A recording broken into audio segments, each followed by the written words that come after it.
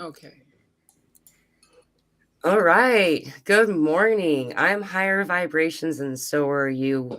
Happy Spring Equinox, everyone. It officially the Spring Equinox started at 10:06 p.m. Central Oh, what's Lord. daylight time, I think is the word that we're supposed to use now. Um, and so we're Yeah. in the equinox energy right now. We're getting this solar storm. This is when the first day where you could see the angel comet with the naked eye. There's a lot happening in a celestial way. We're moving already into the energies of the lunar eclipse that's only in 5 days.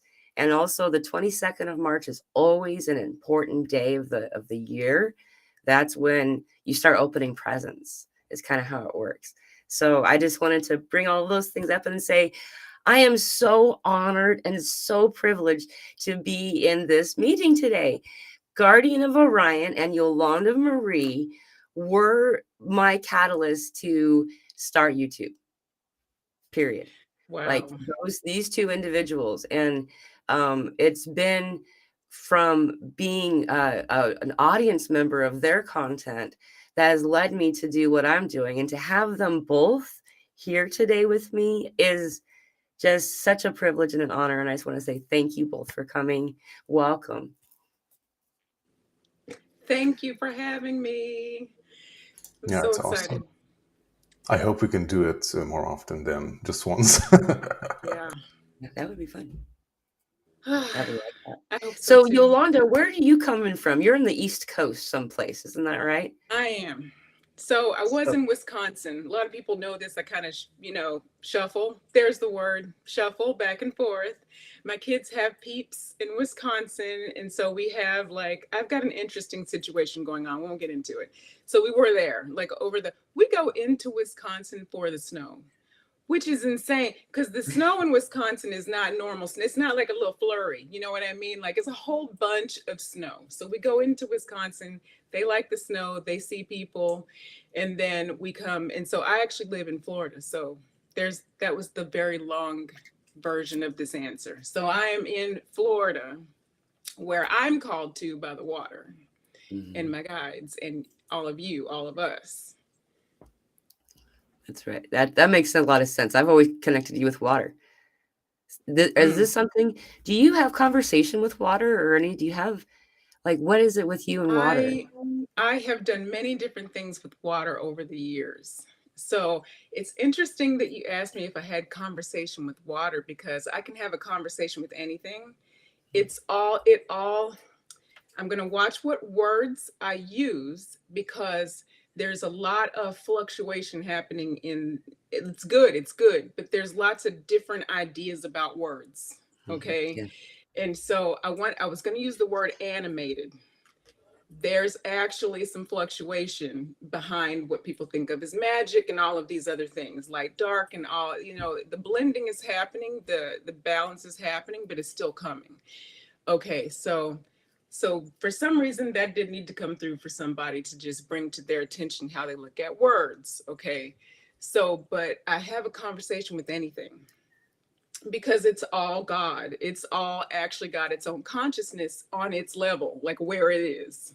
So, yeah, I will definitely converse with water, but it's throughout the years, it's different. So, like today, for instance, you wouldn't have caught me talking to water, right?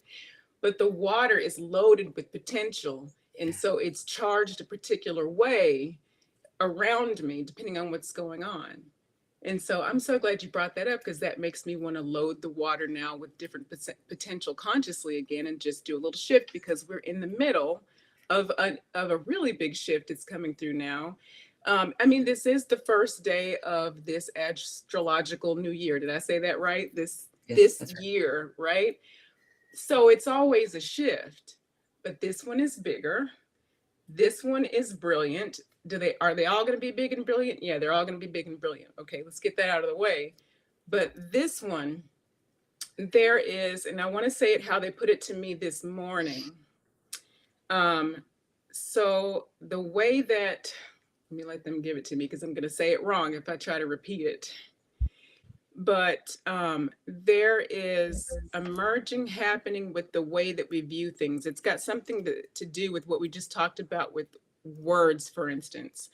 So all of these different ways that we approach the way we think of spirit.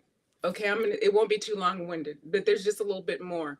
The different pockets of this, like the different compartments, right?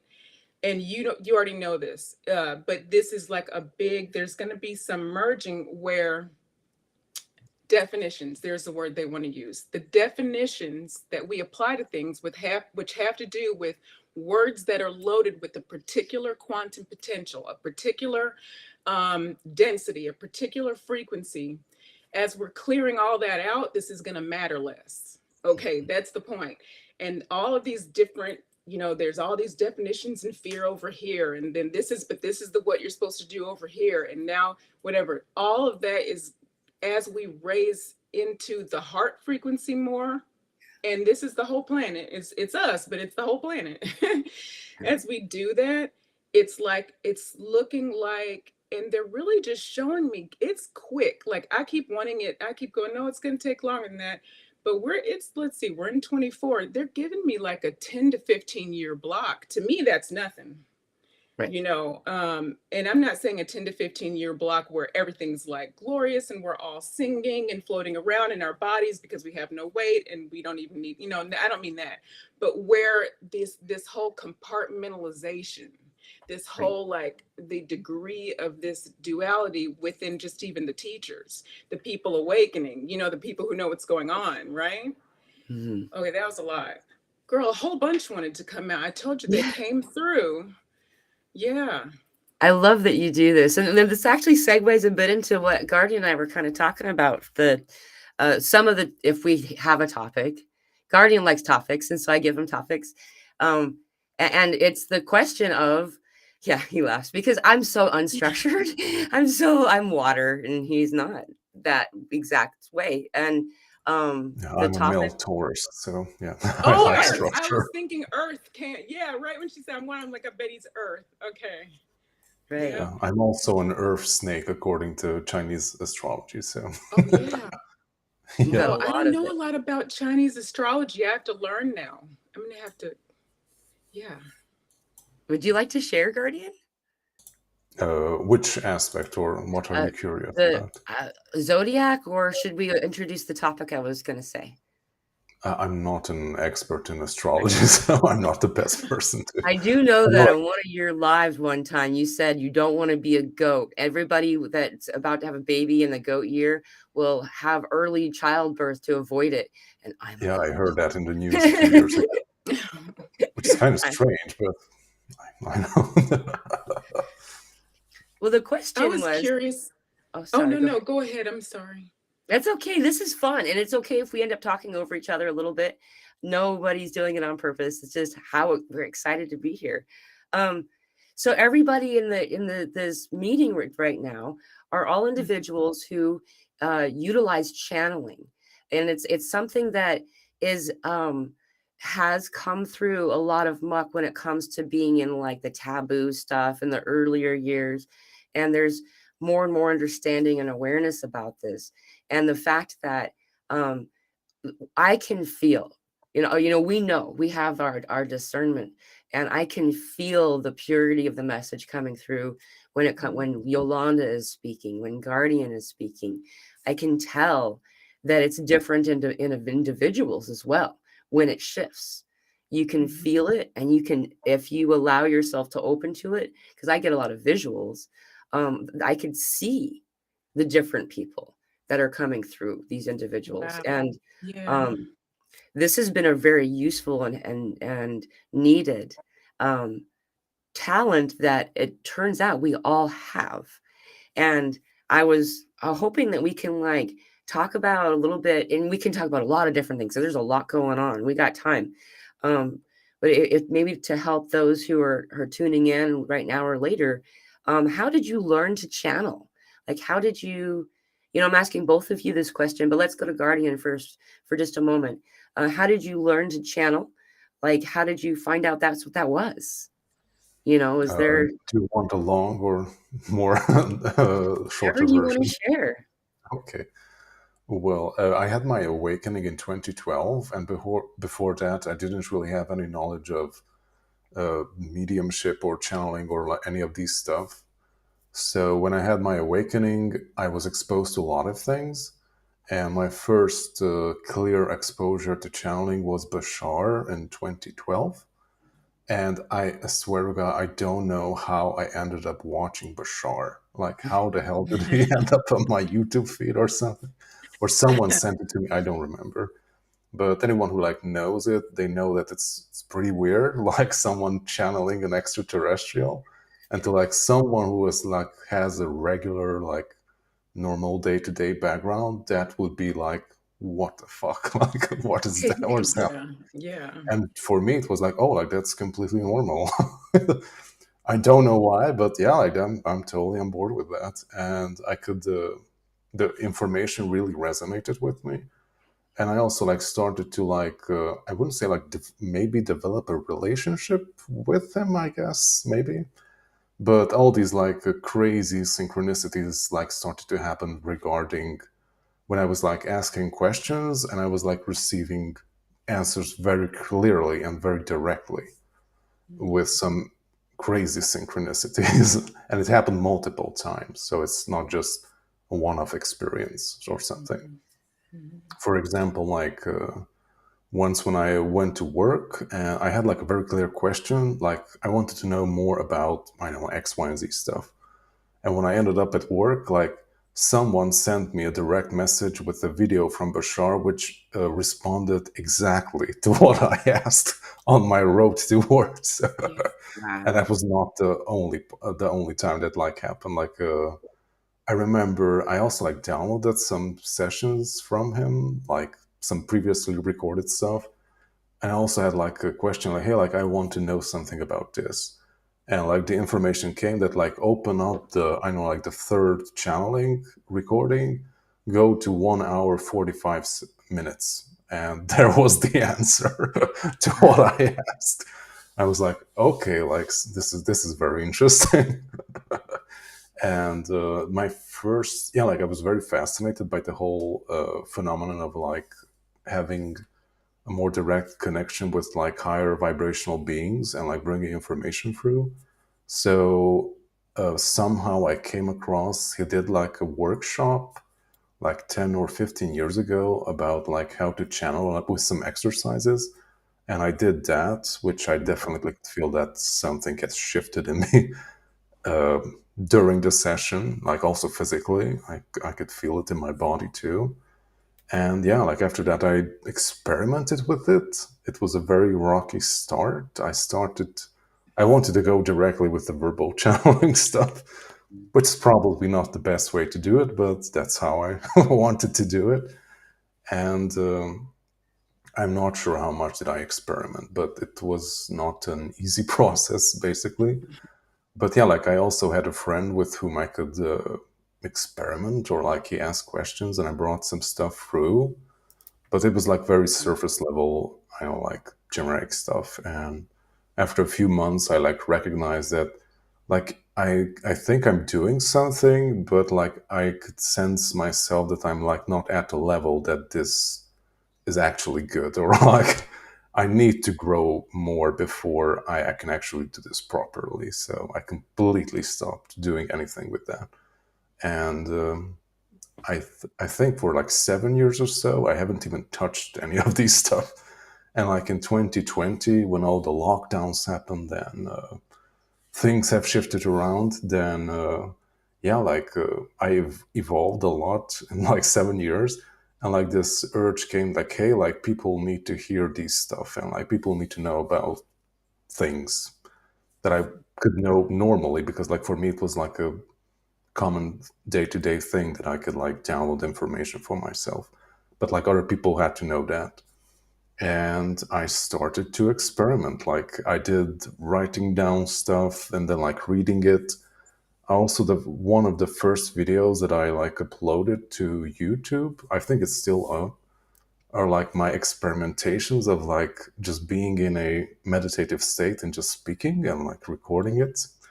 It's not the best, but it's interesting. I mean, the information is good, just the way it's delivered is not the best yet. So I was not used to doing it at that time. And yeah, like after that, a lot of crazy stuff happened. So very interesting connections. Like that's when like Sirius like really came to the forefront. And yeah, like how it came to the forefront was, I know, like one night I woke up that I was like surrounded by this very strong blue aura thingy, and that's all I remember. And after that, all these messages from Sirius started to come through, which have developed a lot also. And also, I had some encounters with Thoth energy too, and like that's how I wrote the book. And yeah, like a lot of crazy stuff have happened since. Wow. What a journey. And that's only a few years worth of story. Thank you for sharing. Would you like to answer, Yolanda? That's like amazing. I'm just thinking about a lot of the parallels when Guardian was talking. And I've been listening to you so long that I want to call you Guardian, but then I also want to call you Jay. But then like what do you should I call you Jay? Yeah, like Guardian, like that. Guardian is my preferred. Guardian? Okay, because I'm like, I don't want to get this wrong. Okay, because that's how, and okay, so I'm definitely going to answer your question, but I also wanted to mention, because for you guys, most of them listening already know Guardian of Orion. Well, my son's name is Orion. My son is 20. So this is way before I knew anything about any of this. You know what I mean? Like, I suppose, in terms of astronomy, I understood there about Orion, in Orion's belt and Orion, and in terms of astrology as well, and, whatever. But I'm saying in terms of like spirituality and related to, higher beings, I didn't have any idea about, I don't want to say I didn't have any idea, but I didn't have a concrete, established sense of higher intelligent beings communicating with any of us. Does that, you know what I mean? Like, I really didn't. It wasn't with me consciously. So anyway, and I just happened to name my kid Orion. Basically, I was looking, I think on a website when I was pregnant, I Googled angel names, and every angel, like all the ones I liked, I knew people with that name. I was like, well, that's going to be weird. No, I don't want to name him this. And then it popped up, right? Well, obviously it was shown to me, these children, we all name ourselves. So obviously this random piece of information that there was an angel who was called Orion by some, in some religion or something like that. And I've never been able to find it since, but I had it even printed out and everything. And then when we moved, it just disappeared. Like it was never a thing that existed. And I named him Orion. Well, he wouldn't really call it a previous life. Let's just say he has been a guardian. He has been an angel within the Orion system. Okay, like he's been an angel specifically for beings who at the time, because Orion, there's lots of different Orion beings and not just one type of being. It's like so many different Orion beings. And so, but it was during a wartime. It was during the wartime that we understand, And so he does have a hardness about him. He is also very much Earth here on this planet. He's brought a lot of that knowledge with him. So when I came across Guardian of Orion, okay, it was like, what? And I think we had like maybe an email conversation or something like that, Guardian. And I think we said maybe it would have been 2 or 3 years ago. I don't know. You were probably trying to get me to do live then. It was so hard. But you had a tornado going on or something. Something was probably happening.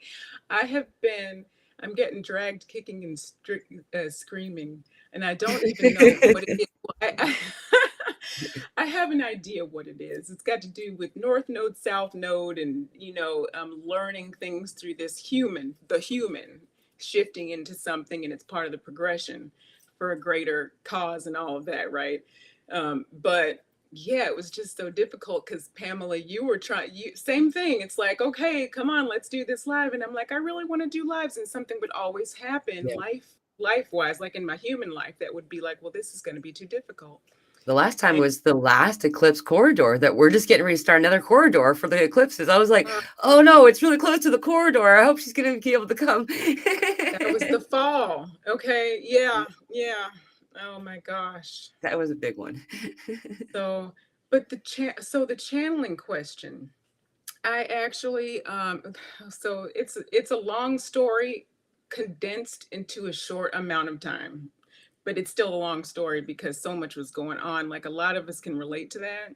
Mhm. There was a lot of real life heavy stuff going on that caused me. That's what, as we say, wakes us up, right? Out of out of this stupor. And I was in and out of the, what I'm going to call a stupor, lovingly, lightheartedly. I'm going to call it a stupor. Okay. Because I was conscious of a lot of things, but boy, did I know how to shut it off when I needed to, have that, whatever it was, corporate job, whatever. We won't get into all that, but just I'd be ready to wake up and then boom, something would happen. Anyway, so something was big enough to like make it be permanent. Let's just put it like that. Okay. Like there was nothing else that was going to happen. And so I learned to read tarot cards because I needed answers. And here's the thing though, and we often don't know this. We often are getting the answers claircognizantly anyway, but we don't trust ourselves yet because we have been conditioned to not believe our inner voice, especially if it contradicts any social construct, like any hard, concrete social construct. Okay, and some of this is going to be through familiar lines. So, yes, the physical earth DNA. Some of this, and that's going to contradict the etheric DNA. Okay, like big time, that's trying to come in too, that's already present at birth and then that's the social wiping. And then, yeah, but anything, and some of this is going to be just your immediate, social interactions. So, but those are still hard structures because how do you interact with your peers, your parents, your whatever? Most of the people who are listening at this point to this video already have some idea of this, but a lot of people are going to come across this that are going to have these type of questions. So this is what's getting answered right now. Okay. So even how you relate with the peers, with the family, with your kids, have rules. There's a rule in place that's solid and it's somewhat built into your physical DNA and it's somewhat built into your educational programming, how you're supposed to deal with that. Okay, so all this mess gets in the way. That's okay. Right. I want to say, let's make a long story short. Too late, right? As usual. So that was the long version to that. And so through all of these things, that makes it super difficult. So yeah, I wanted to answer a lot of questions that already had been getting answered. That's right. And but tarot cards, learning this external tool, which is perfectly fine, right? Gave me confirmation to that. Maybe going to a psychic, going to learning Reiki was big. I don't mention that a lot. And that's coming back into my consciousness a lot because these new energies, like they're coming through my hands right now, like they're buzzing right now. I've heard you talk about the hand chakras and the feet, the chakras there, right? And what am I getting here? So you can think of them as tiny portals, but there's something else they're showing me there too. It's not portal that they want me to say, but I don't really have a word for it. Because when we think of the word portal, we think it's a door somewhere. I mean, yes, technically, but they just mean it's almost more like a generator, more so. Okay. And they're showing me like, the electricity and it's like a little vortex. Okay. So if you were to focus each of these very active sites, the feet, especially now too, we're getting moving. Okay. And not only because it's spring, this has been going on for a while. These feet are so itchy, like they want to run, right? Yeah. This throat wants to open up, okay? And the third eye is just a wagon. It's open and it's open. It's like, I know everything. I don't know what I'm doing. Like there's a whole bunch of that going on too. And so, so if you were to focus it in that way, to picture it like little dots of light, like sparkling, they're showing me like glitz. Okay, so like what's behind you, Pamela, with the flower. So it's something like that, okay? Yeah, it's exactly something like that. And it doesn't have to be organized necessarily in that way, but they're giving us, and by they I mean the Arcturians, but this isn't just the Arcturians, that's just who's coming through me at this moment. Right. Okay, but this has been coming from different higher intelligences, and by higher I just mean, for those listening, there's not an intelligence higher than us in the way that we think of higher. Okay, we are intelligent, but using these words, the higher intelligence just means they're able to understand more in any moment than we can understand in this density. That's all it means. That's it.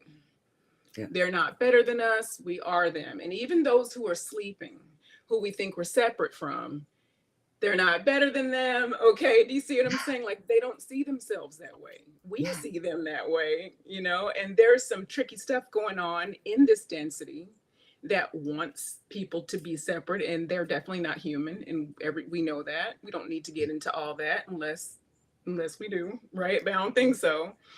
But so all that's going on. So anyway, to bring it back to so all this comes, so I'm still with you guys, okay? I'm with you, Guardian. This I'm is with lovely. you. Keep I haven't going. gone off the rails. So all of this stuff, so if you can imagine, for those listening, if you got all of this stuff going on, you've got access to all this, you don't know, you're looking for answers, so this is what's going on, all right? I didn't know any of what we just talked about. Learning these things brought me somehow, and I can relate to Guardian this way. Pamela, I'm sure you can relate to what he was saying too. Like, you don't even know how you got there. Like, Yeah. I don't know so I found this beautiful, lovely woman online who was also channeling. And by the way, through her, I found Daniel Scranton. Okay. Awesome. Beautiful Daniel Scranton, a great channel. If you guys don't know Daniel Scranton, okay, he's definitely a wonderful, pure, beautiful channel as well. You probably know him.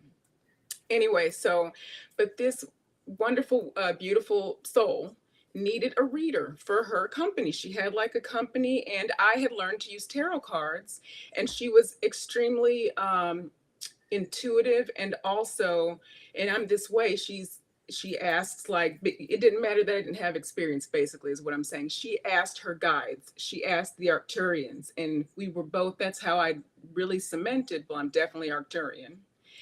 That's how, through this situation, somehow, the Arcturians sat me down and they actually taught me to channel. But Guardian, I can relate to you because I needed like other sources. So it wasn't just that simple. In other words, there were other people on YouTube who, and couple might come to mind, okay, because people can use these resources, but there was somebody who had a couple steps where you can sit down and you can just literally hold a meeting, like literally just say, okay, at 12 p.m. tomorrow, I'm meeting you, talking to these higher beings, in my case, the Arcturians. I would like you to visit me and give me a message. And I wasn't trying to necessarily channel. I just wanted to communicate, like to hear what they were saying and intelligibly understand this message, right? And so I practiced this. Well, first of all, they came right away. But I wasn't channeling. I wasn't verbally channeling yet, okay?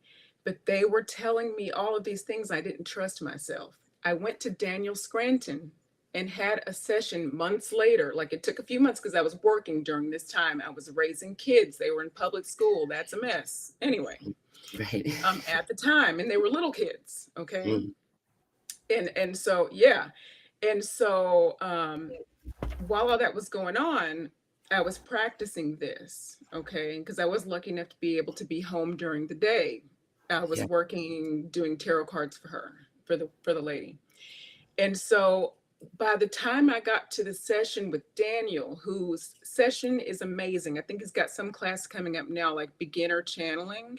And I would suggest that anyone, if they want to like learn, this is going to be a good start. He is doing what it looks like he's doing. This is not like, he is full body verbally channeling. And what he told me was the exact thing, not in the same exact words, but the feeling, what was happening.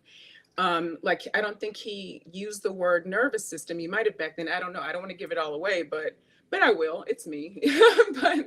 but yeah, the way that they were coming into me was what he was describing, but he was able to give me more and more confidence, because it's like, oh my gosh, I was doing this already. This is what I was doing. I didn't know if this message was what it was supposed to be. Another thing I want to say, when I started Guardian, I'm relating to you again. So when I started, the way that these messages, and it's because the higher self or not the higher self, sorry, the fractal, like the aspect that I was most closely related to at the time, she's very technical. She's very, very technical. So the language that was coming through me was so technical, okay?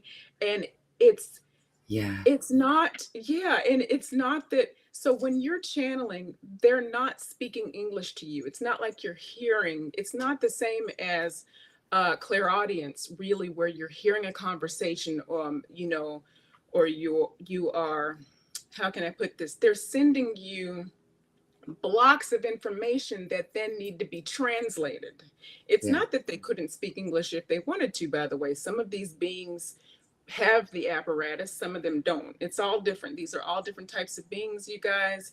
They're not going to necessarily, this is not always what you would think of as your standard humanoid in terms of the way that they have vocal processing and all of that. Right? So they might come try to say a human word in any language, and it would come out like, it would be completely different or no sound at all. So anyway, and that's if they have a physical body that would produce sound even close to where our density is. So it's all over the place. So the point is, they're sending you blocks of information that then get translated through your field, through your nervous system as well, depending on which way you're channeling, okay? Yeah. So it's going to hook up through your nervous system different ways. I've been through several different progressions of the way that it comes through me, which is not for the faint of heart, I would say, okay? Not to get it all heavy, but it could be, you know? So yeah, so many of the things that you said, Guardian, as you were talking, I was relating like right away to what you were saying about the discomfort, you know? It's always astounding. This is my human. They don't want me to say this. Can I say this? All right. It's always astounding to me how people think that, not all people, okay, I gotta be careful how I word this. Sometimes people who are less familiar with this whole world kind of think we would do this on purpose. Like we would just, I just want to, you know, be seen, or I just want to do this. This is not this is not easy necessarily when you begin to do this. I'm sure there are instances where it is easy, and, you know, there's always an exception to a rule, but as a rule, when your heart is awakening and you're learning things, and you are also going through life situations as a human, and then on top of that, your body is shifting through communicating with beings, and then the verbal channeling is another layer to that. Yeah. So I don't want to scare anybody, because it's not a scary thing. All of that's fine, and everybody is different. So this sounds like I'm saying don't do. That's not what I'm saying. But when I tell you, Pamela, Guardian, I could not believe that you said this was the topic, because I said earlier that they were giving me all this information before we came on. And part of it had to do with the way that people channel, and what to really pay attention to. Make sure that you're in your heart. And one more thing, and then this is so long, and then I'm going to let it go. But the other thing they really wanted me to say was, make sure, or rather a way that you can be sure that what you're channeling, or even who you're listening to in some cases, is in alignment with you and pure and real and true. Does it match your incoming alignment? If anything is really off with your incoming heart alignment between that and like a being coming in. So in other words, a being that's going to that is going to want to give a message through you, they're not in charge of you. They're not directing you what to do. They're going to come through your own soul purpose alignment. If it doesn't match, there is something going on. It could just be distortion on either end. There could be interference. There could be something going on, but it is, I want to say red flag. It is a red. I don't like using the term red flag.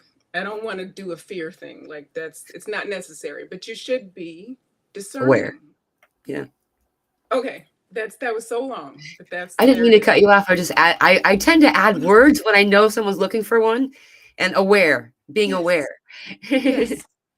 No, I went long. You're not cutting. You should be cutting me off. Well, thank you so much for that sharing. I kind of want to just echo a little bit of what was said by both of you and sharing my experience, because we all have a unique experience, and that's part of what we're doing here is like we're presenting this information so y'all can figure out that you're doing it already, and that we can trust ourselves over time. We learn how to do that. I learned how to trust myself, just like what Yolanda was saying, and like what Guardian said too with Shar, was validation. I know that we're in a time era, but a lot of the people in the, well, I guess we're called New Age community. I don't know. I don't like titles. I'm me. Yeah, right. But in this group of people, typically they say that validation is something that we're moving away from. Yeah.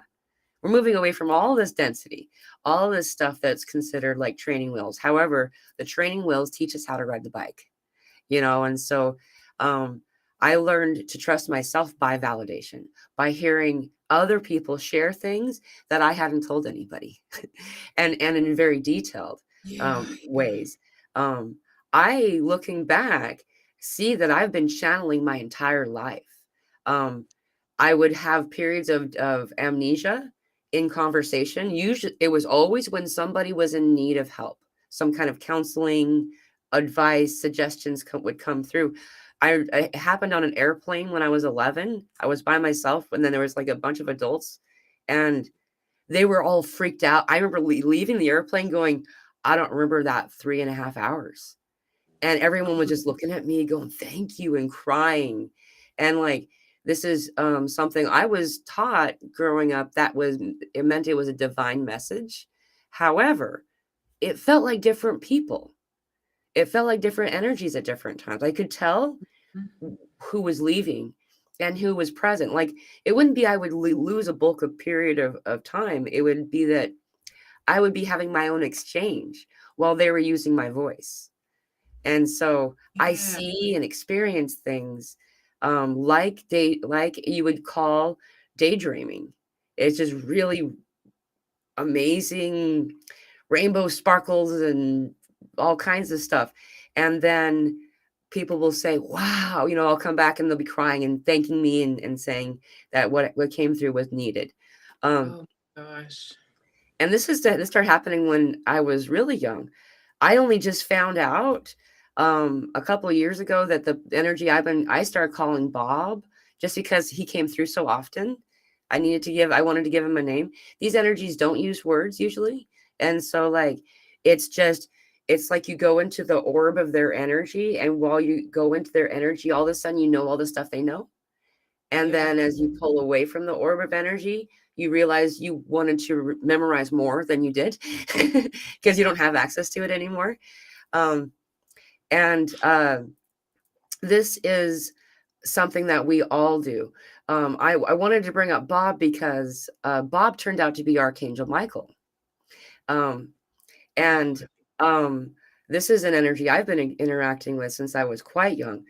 Why do I bring this up? Everybody has this question at first. And the reason I didn't tell anybody I channeled, because they wanted to know who was talking. And I don't know most of the time. I'm learning how to figure that out.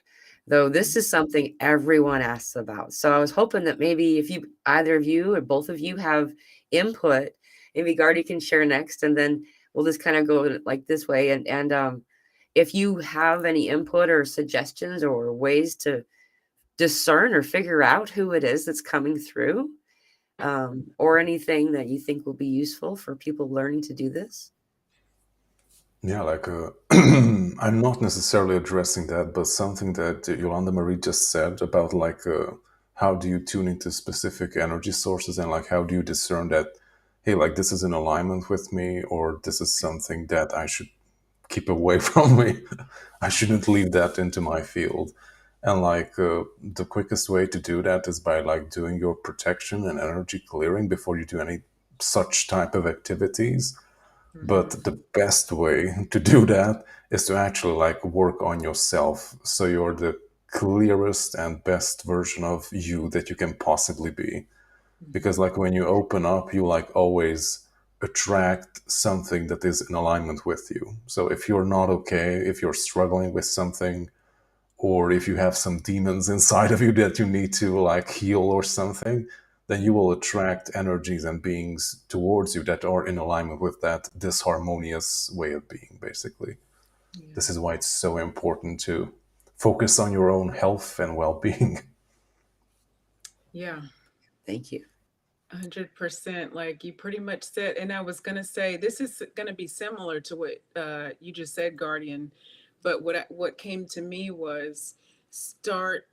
It's not really full circle. It wouldn't be like coming full circle and starting over, but it'd be like you would need to words, not need. Okay, but one way to do this would be to start again, like basically on purpose. And this is okay. So this is so you can get the feeling of what it feels like for a particular energy, and also to practice getting signals, getting the breadcrumbs. So in other words, like so for Archangel Michael and Bob, I love that so much. I gotta giggle when I say it. It's so good. All right, so for I love it. So for Archangel, and he probably did too. So Yeah. or does, but so maybe it would have been like through angel cards, that one would have been the one that flew out, or there would have been a road sign, or that's what I meant by breadcrumbs. Like Right. some sort of breadcrumbs tend to also like it'd be those clues. That's probably something like what you went through. I don't know, but something like that. But and I go through that still, just the same way you said. I will have a question and I channel like all the time, but I don't necessarily channel for me. So I will have a question sometimes I didn't even know I had, and stuff, information just comes. And so it's the same way. You know how to do that. You can sit down, and anyone listening too can sit down and just set your own intention.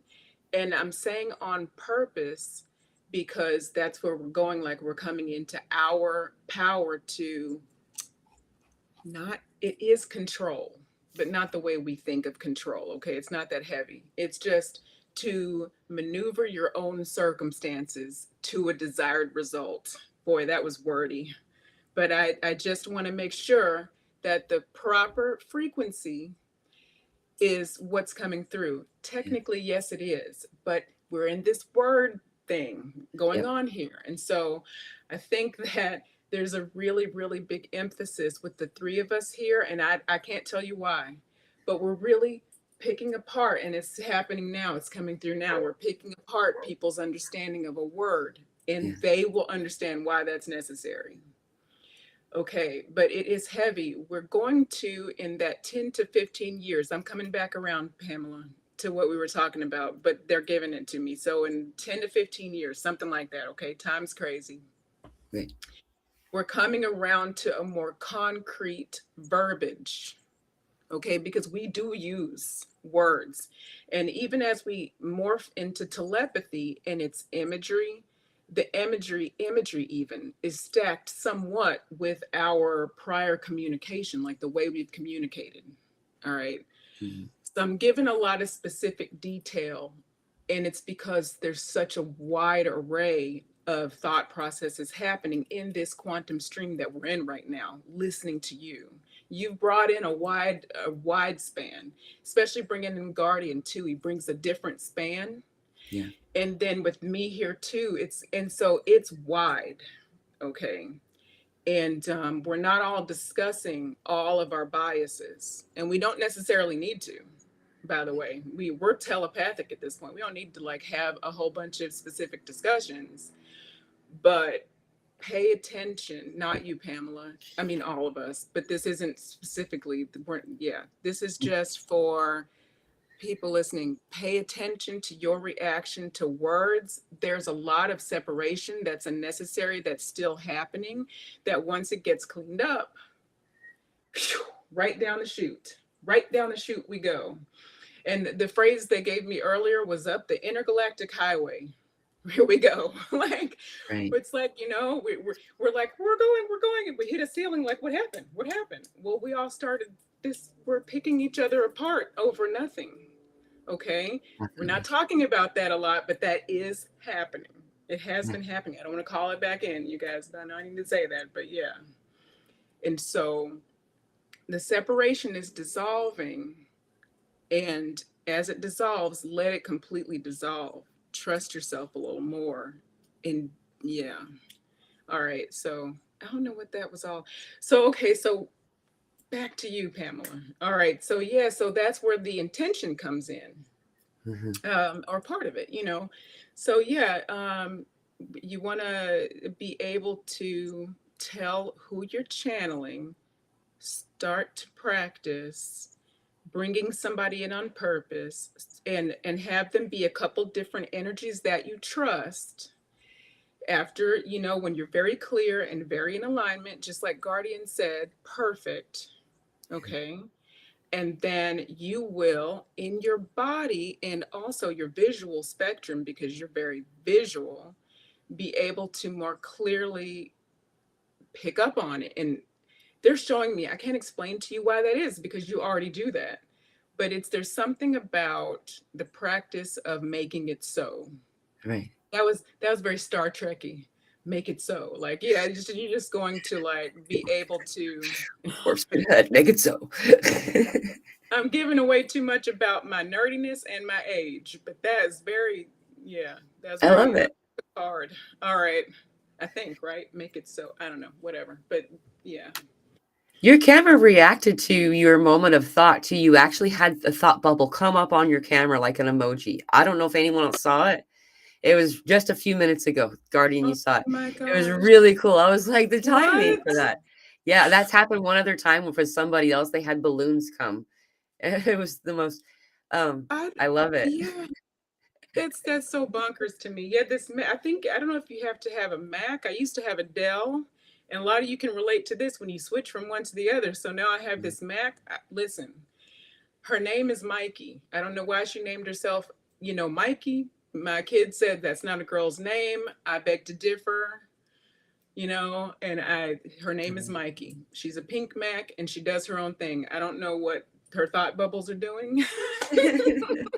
Well, it was perfect. It was perfect that it showed up when it did. All You know, I right. would like to echo something you said before I lose it is that same when it comes to, because I don't know if y'all have been noticing, but I don't even know if that was before we started the conversation or after we went live. I'm not sure which is which, but Yolanda, you were saying how important it was to not invest in the words and that the words are different and they don't understand the words. And this is actually why for me, my personal experience that I've not had names for people I've been channeling. I can tell what they feel like. I can tell when they feel like love and awesome and when they don't. And they feel like that's their name. What they feel like is their name. And they don't use names. Well, and they kind of do, but all of the names that we've assigned all of these energies are not really what they would answer if you asked them what their name was. So, and I found this Yeah. to be true about my personality is I really, really care what someone's name is if they do. And I didn't realize there was a difference, but that's true. And so, I mean, I was talking to Archangel Michael when I was 6, and I didn't even know until, 4 years ago, that was who that was. And that's only because people started to need to know. But I gave him a name. Um, all of the words that we're using, most of the words that we're using, even if they weren't wrought with barriers already, which they are, we've added all this baggage to it. Like the word power means to empower, to give the upliftment just enough to assist the person to find their own power. and that word then became to overlord, to control, to overpower, and so we have our own baggage. And that's why this is really fun to know. This came through. And the reason that we all use pop culture and media as a reference point in conversation is it's teaching everyone to have group telepathic conversation. Because if we use a movie reference, we all go to that specific point in the timestamp of that movie collectively. And we're learning to do that and realizing that words are not. I actually haven't interacted with any other energy who uses words naturally. It's all telepathic. And so it's just kind of a fascinating. I agree with you. And I just wanted to kind of emphasize what you had said, that there's something really important there. It's like amazing. No, and I was thinking when you were talking about Archangel Michael too, we gave him that. I mean, humans, like his energy is his energy, but all of it is our kind of creation. There's nothing wrong with it, but yeah. Yeah. Wow, that's like a really wonderful thing to think about. To let that go, Yeah. And it doesn't have to matter. And because I saw this in the comments. I'm going to bring this forward just really quick because what happens is when we pair to another YouTube channel at the same time, I don't get all the comments on my lineup. So thank you, Guardian, for rewriting Yolanda Marie's question. We're here in this energy. So let's talk about this. Can you speak on the portals between March 19th, 20th equinox and the lunar eclipse on the 25th? And also the April 8th solar eclipse. Are any of you feeling a different energy between those two? Whoever would like to take the question, or I can also, I have a lot to say too, but I'm going to let you guys take it. I don't have a lot to say about this specifically because not that this is, I want to hear what you have to say, Pamela, but I want to say too, there's like each of us have their different things. They're kind of steering me not completely off of the dates, not off of them. Yeah. They will be still important, but it's like for me personally, they're trying to take me somewhere else. So I'm not getting, yep, because we're not talking politics. Right. Okay, but I am getting things, but we're not talking that. Let's see, April 8th solar eclipse. Go ahead, Pam. Yeah, I'm getting more of energy up leading up into next fall, if that makes sense. Like way beyond. I've been feeling that one too. Yeah.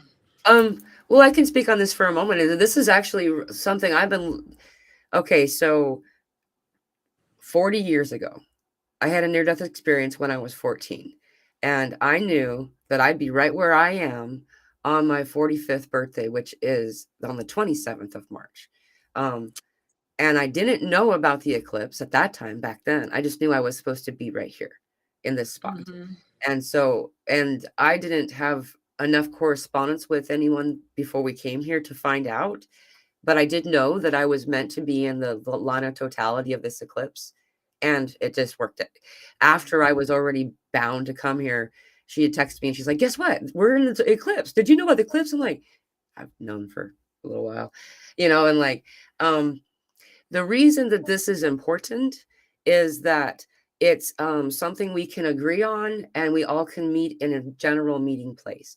Just like when we have celestial like conjunctions and stuff, it's not so much that the conjunctions occurring that's causing the energy.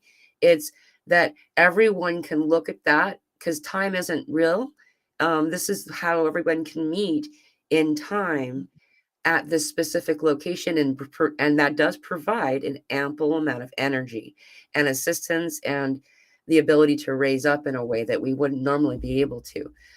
So this eclipse is the other side of a corridor. This is a corridor eclipse. So the 25th is the lunar eclipse, and the other side is the solar eclipse. We are all, and of course we have the equinox energy. This is always a beautiful thing, just like we've already, like Yolanda brought up earlier, it's the new year energy. It's the gift giving time, and we start to find a lot of people we'll talk to, they'll point at March for their awakening window of time. And so we already got all that. And then we have this corridor of eclipses. Having a corridor like this is very significant. I was doing a show with Dr. Joe, and they were like, look at the day in the middle. The day right in the middle between the two eclipses is going to be like fireworks. And then I looked it up. That's Easter Sunday, the exact Wow. middle. It's 7.5 days. And so I guess it's Easter Sunday afternoon. Okay, so it's not that these energies are coming and something big and is going to happen. However, this is one last guidance that I need to bring forward, and they're so persistent about this every time this topic comes up, is everyone are knows understandably very excited about watching the eclipse in the sky, watching as the angel comet. They're calling it the devil comet, but it's got wings like an angel. It doesn't look like horns at all. And that's going to be able to be seen during the totality. And what I'm being guided is, it's not so much telling me not to look at it. It's use the energy in the moment for meditation, dude. Don't be sitting there with your camera and like being one of 8 million people who have full footage, you know. If you can let yourself be in the energy of a meditation centering space, what you're going to get through the coming weeks and months as a result of assisting yourself here, you'll notice it improves your experience. So it's beautiful. It's a celebration. I love that. I love that. And definitely the corridor energy is nuts. And also, I agree, which you probably already know this. I definitely agree on the collective, the way it usually comes through. The Arcturians put it, it's collectively agreed upon. I'm sure you've read or heard. I don't know if you remember me write or that writing, but just all the time, it's so true.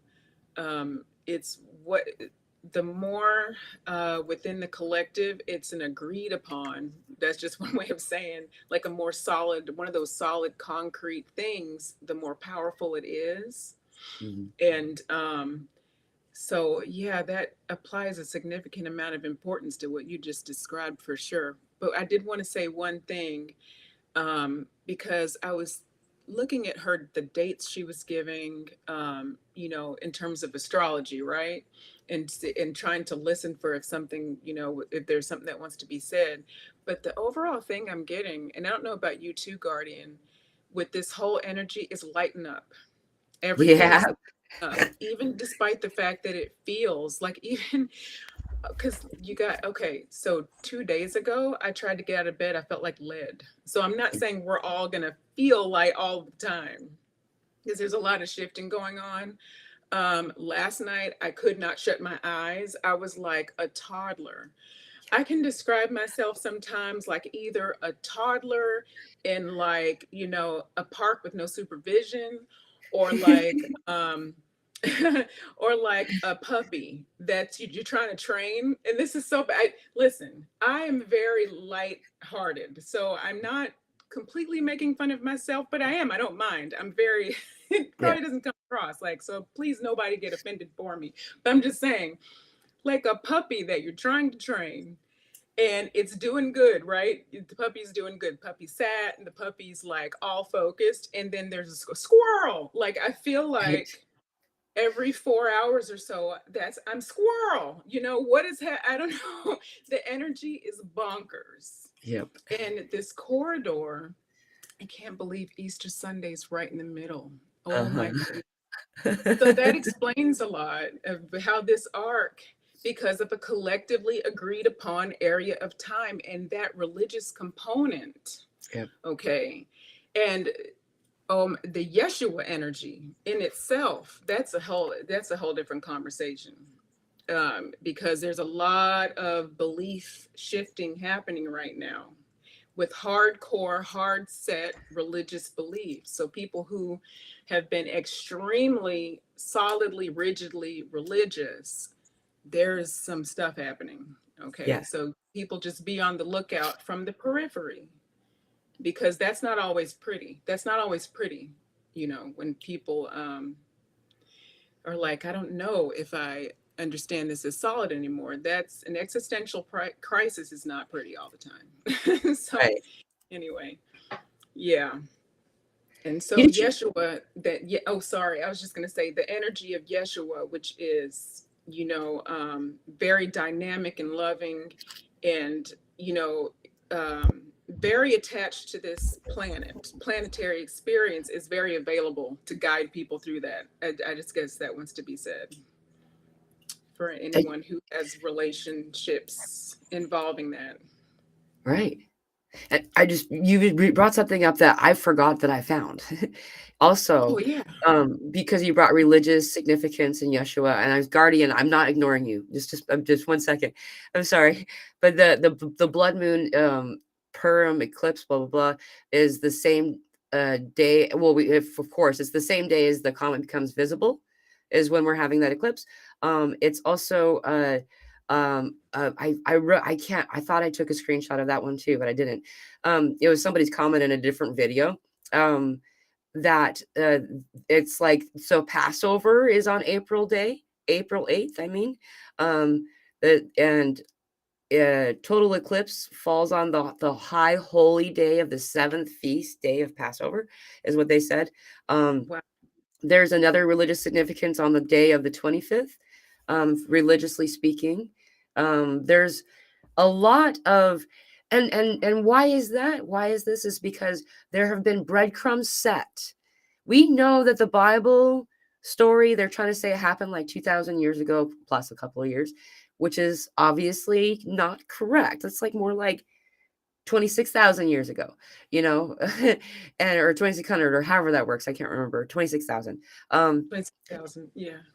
It's just a repeat story. It's like I don't know how many of you watched Strawberry Shortcake in the 80s. I loved Strawberry Shortcake, the cartoon. And then my daughter started watching it. She's got a ball cap on and jeans, and she doesn't even say berry much, and but it's still Strawberry Shortcake. Why is that an important thing? Is that we edit it to be modern, to be a palatable story for us to be able to continue the knowledge that we need for the moment that we're going to be in. Mm-hmm. That's what's significant. It's not saying it's an end of anything. It's beautiful and awesome and lovely. And these are all things that have been left for us to be able to then look back and notice, just like celestial bodies might meeting up in the heavens, that this is a time we can all agree upon. And so what is it that happens during this kind of a window of time in all spiritual and religious groups? People typically have a 24 to 72 hour window of time where they fast, go into meditation, be more quiet, and like energy. So sharing, like we're going to have a party here, and people are coming for the eclipse to do this kind of thing. So this is just, it's there. The evidence is there. So thank you for letting me ramble as well. And Guardian wanted to share something. He's so quiet. I'm sorry to talk over you. Oh, it's okay. I didn't really have anything to share regarding this alignment, so it's cool. I'll let you ladies handle all the astrology stuff. So. Well, and I just want to say one more thing, but you know what? It's not going to be astrology related, though, because I'm not actually an astrologer. I'm not even saying the right word. I'm dating myself again. Like back in my day, we said we had a whole different word. I'm just making fun of myself, but because it's funny, and my kids never let me forget, by the way, that I'm over 40. They're like, Mom, nobody says that anymore. I say things people don't say, but what came to me was speaking about Yeshua and Jesus, Sananda at the higher, a more expanded level. So this 26,000 year cycle, and you could also say 2,000 year cycle, I'm getting, in its own respect, it's like another cycle in itself. The 26,000 year cycle is something else, but related to it. But specifically this biblical cycle, like the one that led us into this modern time, they've been repeating in this planetary sphere for some pretty specific reasons. And like we talk about this collectively agreed upon thing, okay, at a certain level, way far expanded out, though. We did agree upon this whole, the whole of this experience, like the good, the bad, the ugly, and being vulnerable, okay, and taken advantage of and all that. But now bring that in some to the more consciousness that's closer to the human experience. Okay, so just a couple of expansions out, maybe seventh dimension or something. I mean, if you want to look at it that way, these are just words, but so much, because we all have many aspects. Okay, this time thing, it's really one dot, it's one prick of, I don't have any reference to show you, but it's just one little pinprick. Okay, and it's all layered and condensed upon itself. So all of these things are really happening at once. Yes. And that's pretty trippy. So, but one, so just a couple of expansions out, we actually collectively did not agree upon some things that happened. Things were usurped. That actually did happen. But it's not that we need to necessarily focus on it, but Yeshua, the Yeshua energy. So, and so for those of you who are newer to channeling, so this is, you could call it a form of channeling, but really, this is receiving information. So I'm not directly channeling Yeshua right now, but he is giving me information. So in all of it's channeling, but there's different ways, because people are it's just a lot going on right now. It's a lot. So I just want those of you who are considering becoming channels, like for other people, and even for yourself, regularly getting really good at it. There are different ways that you channel. And you can definitely get information from a being, and just to understand that it's a form of claircognizance, because it's from a being outside of yourself. You wouldn't call it claircognizance necessarily. Okay, that's your own knowing from expanded self, but it's going to feel something like that. Okay, you might get imagery, blocks of information, but they're not coming straight through you, like verbally. All right, so what he's saying is, what I am trying to teach the human collective is how to create. That keeps getting usurped. That keeps getting hijacked. The human collective's own ability to create its own experience is what has been and wants to continually be hijacked. And that is what is so important about letting the little stuff go and dissolving the little differences, and understanding we are a whole. And we actually, that whole, man, when you pointed, Pamela, to the collectively agreed upon significance of the weight of that energy, weight is probably not the greatest word to use, but let's say the power of that energy is in that moment to create, right? We're seeing the same thing, that movie clip, we're seeing that movie clip together. That is a clue as to how powerful we are as a collective. And so we can't really be interfered with once we understand our own power to create a situation. No energy will be able to come in and tell us something different. We will understand in our now physical DNA. It won't be reprogrammed. Like, we will understand all of whatever, jab or thing or this or that coming in, which I'm not making light of, by the way. Okay, it's not that it's not important, but it's just that we will understand immediately. I can do whatever. I can just transmute that. I will just shift that magically into something else. And that's what a lot of us are already doing. Yeah. You can stick me with anything right now, and I'm going to turn it into what I want to turn it into. Right. Okay. So, and I'm sure I'm going to have to clear a bunch after saying that. That's like invite. But yeah. Okay. But it's as an example. I won't use myself as an example anymore, but just, yeah.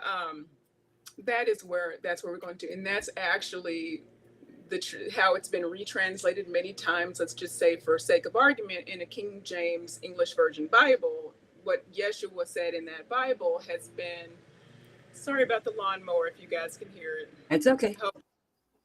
Okay, he's right outside. I'm on the second floor and still. Anyway, at my house, but so yeah, he actually, throughout those passages, if you can weave through what might have, whatever was translated correctly or not, this was his point. That, and the fact that we're all the same and all of us are worthy and deserving, period. Not, oh, but if you do this, not, oh, if you follow this rule, not, And it's funny, in this group, you would think, well, we don't need to hear that anymore. We have to remind ourselves of that all the time, because we're still on this planet and having a collective experience. And that's the stuff that tries to seep back in. even Right. to spiritual teachers, you know, even to somebody who's practicing all of the time. We're still consciously connected on some Right. level, to some degree, unless that's why monks leave and go into a monastery, which I want to do once a week these days, and just be Right. completely, you know, they separate themselves to train because they understand that in proximity to another physical human's energy field, it's much more difficult to not have energetic interference, which isn't a horrible thing, but it's true. That was a Yes. lot. All that wanted to be said. I totally agree. Guardian does too. Go ahead, Guardian. I can tell you have something to say. I was listening attentively for the past 10 minutes or so. Yeah, I'm not sure. No, I don't have anything to add to that. Okay. It's really good. Well, I actually was going to quote you when Yolanda Marie just said that. I remember having conversation. Guardian really was huge, like going live and having just letting us chat like this and on Mondays really was a big deal for me right then when that was perfect timing for me. And one of the things that he said, he was like, I still got to do shopping and change diapers. These monks get to go and hang out in a cave for a year. I need my cave. And I was just like, yeah, actually, and I was in a homeless shelter at that time with a lot of different energies. So that was like a very different experience. And then when you go out into the world and like everything was closed. So we really felt like the only people on the planet for a long time. Oh my God. So It helped. because was that go ahead. I was going to ask, was that at the tip end of the pandemic? I know you guys were doing lives for a while. Like I really enjoyed them. This was Is that 2020 when I first found Guardian. this was Before I was okay. Okay. Yeah.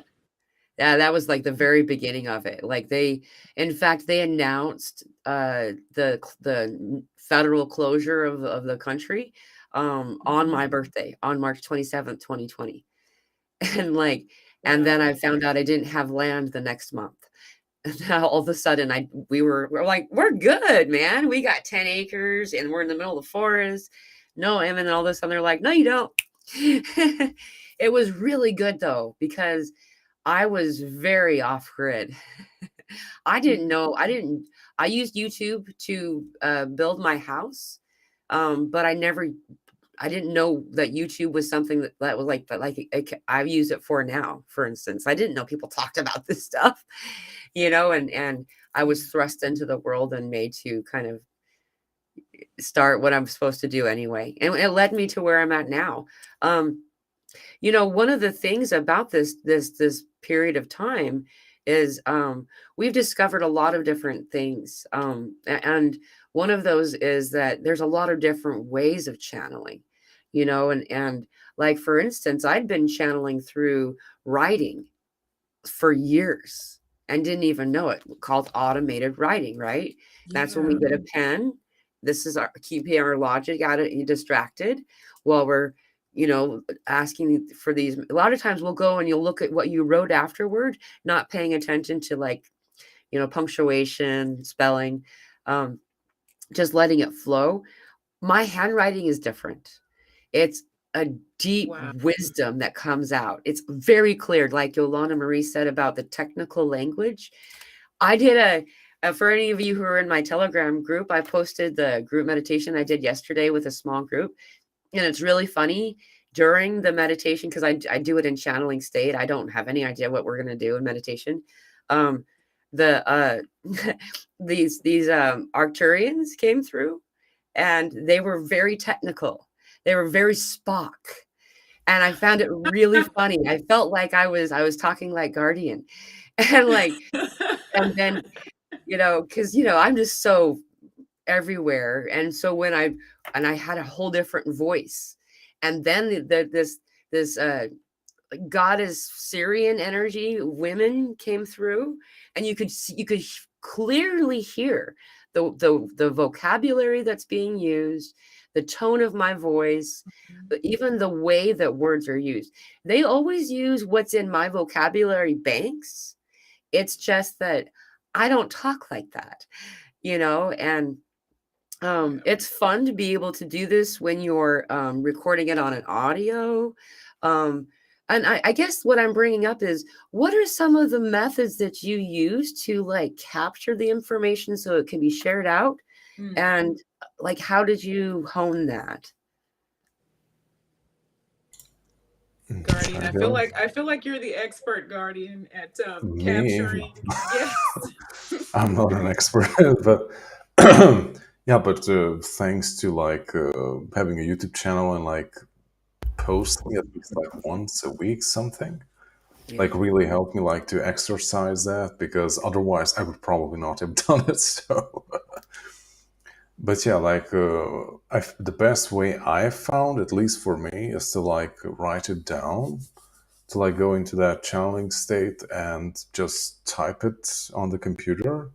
And I don't pay attention to the keywords or anything. I just look at a screen and just write stuff. And like maybe clean it up later if necessary. I tried first with like recording it with audio, because I can't really go into a deeper state if I have to type. Like that's very distracting, and you kind of have to be present for that. But yeah, like I can go much deeper if I just speak. But yeah, that's a lot of work. Like how do you call that? Like writing down what you have said. Like there are Translating. like Yeah, the scripts and like stuff that transcription. like translate it into text, but it's just so much work. Because like Yeah. when I'm channeling like verbally, like it makes a lot of sense, but when you like see it written down, then it's feels a bit chaotic, because there's just so much information coming through all of a sudden, and in the written format it just doesn't really work, so it has to be rephrased. I haven't found a balance yet, but yeah. But yeah, like channeling it verbally, it's like a completely different experience. Like, at least for me, I go into a relatively deep state of trance, and almost to the level that I'm like, I wouldn't say like surrender. I like kind of perfectly like harmonize with the higher aspects of me, or like my guides, or however you want to call them, and I in a sense like become one with them, and I see and experience things through their eyes and their perception, and like my only job is to like be present and like translate that buttload of information that they're giving me. And like that's kind of the challenging part, that I'm Yeah. given all these crazy concepts and complex information, like how do you put that in words, and like that's the challenge many times, Yeah. especially if I think with Yolanda Marie, like that was one of the most interesting challengings. Like she asked things about her Atlantean life, I believe, and like how were crystals used back then. I was like seeing all these crazy weird stuff that I have never seen, and was like, what the hell is that, or how does that work, or like, how do you even describe these things that I'm receiving? Yeah. But yeah, it's a very interesting way of seeing things. And like, have you? I'm not sure, like, for how long have you been doing it, Yolanda Marie? But have you like experienced that your own perception of things has also changed the more you like tapped into their way of seeing things? Like, mine has Mhm. definitely so. Definitely. Yeah. And in fact, that's actually a cool little like gift in a way, to all of us too, because then the minute you start to come out of alignment with, I guess that could be used almost like another tool. I don't that word, but like another tool to kind of let you gauge where you are. Because it's not that we want to be necessarily out not having a human experience and be the guides or the Arcturians or whatever. So not living in their energy only, but it's like a blend. Yeah. And it's like when you start coming too far out of those frequencies, it is obvious. It becomes obvious. It can't be avoided sometimes. It just depends, hopefully not too much. But I mean, I think I know planet on a planetary scale, this is true. I feel like in this collective that we talked about, it's also true. Like the past 2 years, I mean, two-ish, I don't know, maybe two-ish years, energetically speaking, has been wonky. Like Yeah. it's, long bouts in, long bouts out. It's just kind of more all over the place Yeah. than say like, than say like, maybe like 2019. You guys can help me out, but maybe 2018 to 2020. Maybe that was more steady, even though we might have still been learning more, or maybe we aren't where we are now. It didn't feel energetically as crazy. Yeah. So 2017 was when I saw it start to, yeah. yeah, okay. So I guess that, but yeah, with the whole, yeah, you said a lot, Guardian. I agree with everything that you said for sure about in the full body channeling being something totally different, and it changes as well. Like it doesn't necessarily, the way that you do it can also change. It just Yeah. depends. And like it depends on who you're channeling. If you're what we might call a mission, not that that's a necessary word to use, but what you view as your thing that you're doing right now, let's just say it that way. If that changes and who you channel changes, that can change. So yeah, that is much more, to me, it can be more complicated than automatic writing, which I love, automatic writing is so beautiful and so much more, it can be more clear and to the point, Yeah. concise, I guess, because the purpose is teaching a lot of times. But honestly, the frequency is the frequency is the frequency. So the information is quantum anyway. And so once it enters, the person's field, or the field of the collective, I mean, especially if you are consciously intending this to be so, like you have a conscious motivation or a conscious intention that, please diffuse this information properly to be appropriated as it should be, whatever words you want to use, right? Diffuse it in a way at its highest potential for the collective of humanity, so on and so forth, something like that. It's not that you want to just say gobbledygook in your channeling. You do want to focus and channel the message as clearly as possible, but the intention, the true meaning is going to come through. And the same is on the other end, who is receiving the channeling, or the Right. channeled information, rather. If you are intending to have it integrated in a way that you can use it, that it's at its most useful, then you're going to get what you need to get, despite the verbiage and everything. So that's like really cool. But shoot, I just Right. have like an app on my phone that I push record. That's the easiest thing I can do for Yeah. when it's just, real-time channeling. And Guardian, it has, and Pamela, because you are now doing this too, and for anybody else, it has a transcriber. So Right. you can just do a transcription and it's free. It's terrible. You have to go and edit It it is like bad. major. But it is there, and it has helped immensely, helped me very much, especially with the updates, like, in the community section or on Facebook when they're just written updates. But I need to verbally channel it, like a full trance channel. That's how I get those done a lot of times. That's awesome. Yeah, nothing complicated. Yeah. And you can do this in a couple of other ways too. Like I found that all this, so some of the information comes, a lot of you will be more familiar with probably the moment that you're just barely waking up out of a dream or having rested, almost falling asleep, and just using some type of, but I'll usually use an audio recorder of some kind on my phone, and it's like cliff notes. You're just giving yourself information, and then when you go to fill in the blanks with the pen and paper, I find then all of a sudden it's like something much more developed than I even had any clue about before, and the important thing that has been brought up so much that I just want to really emphasize too is that no one needs an intermediary. None of us need someone to tell you what these messages are.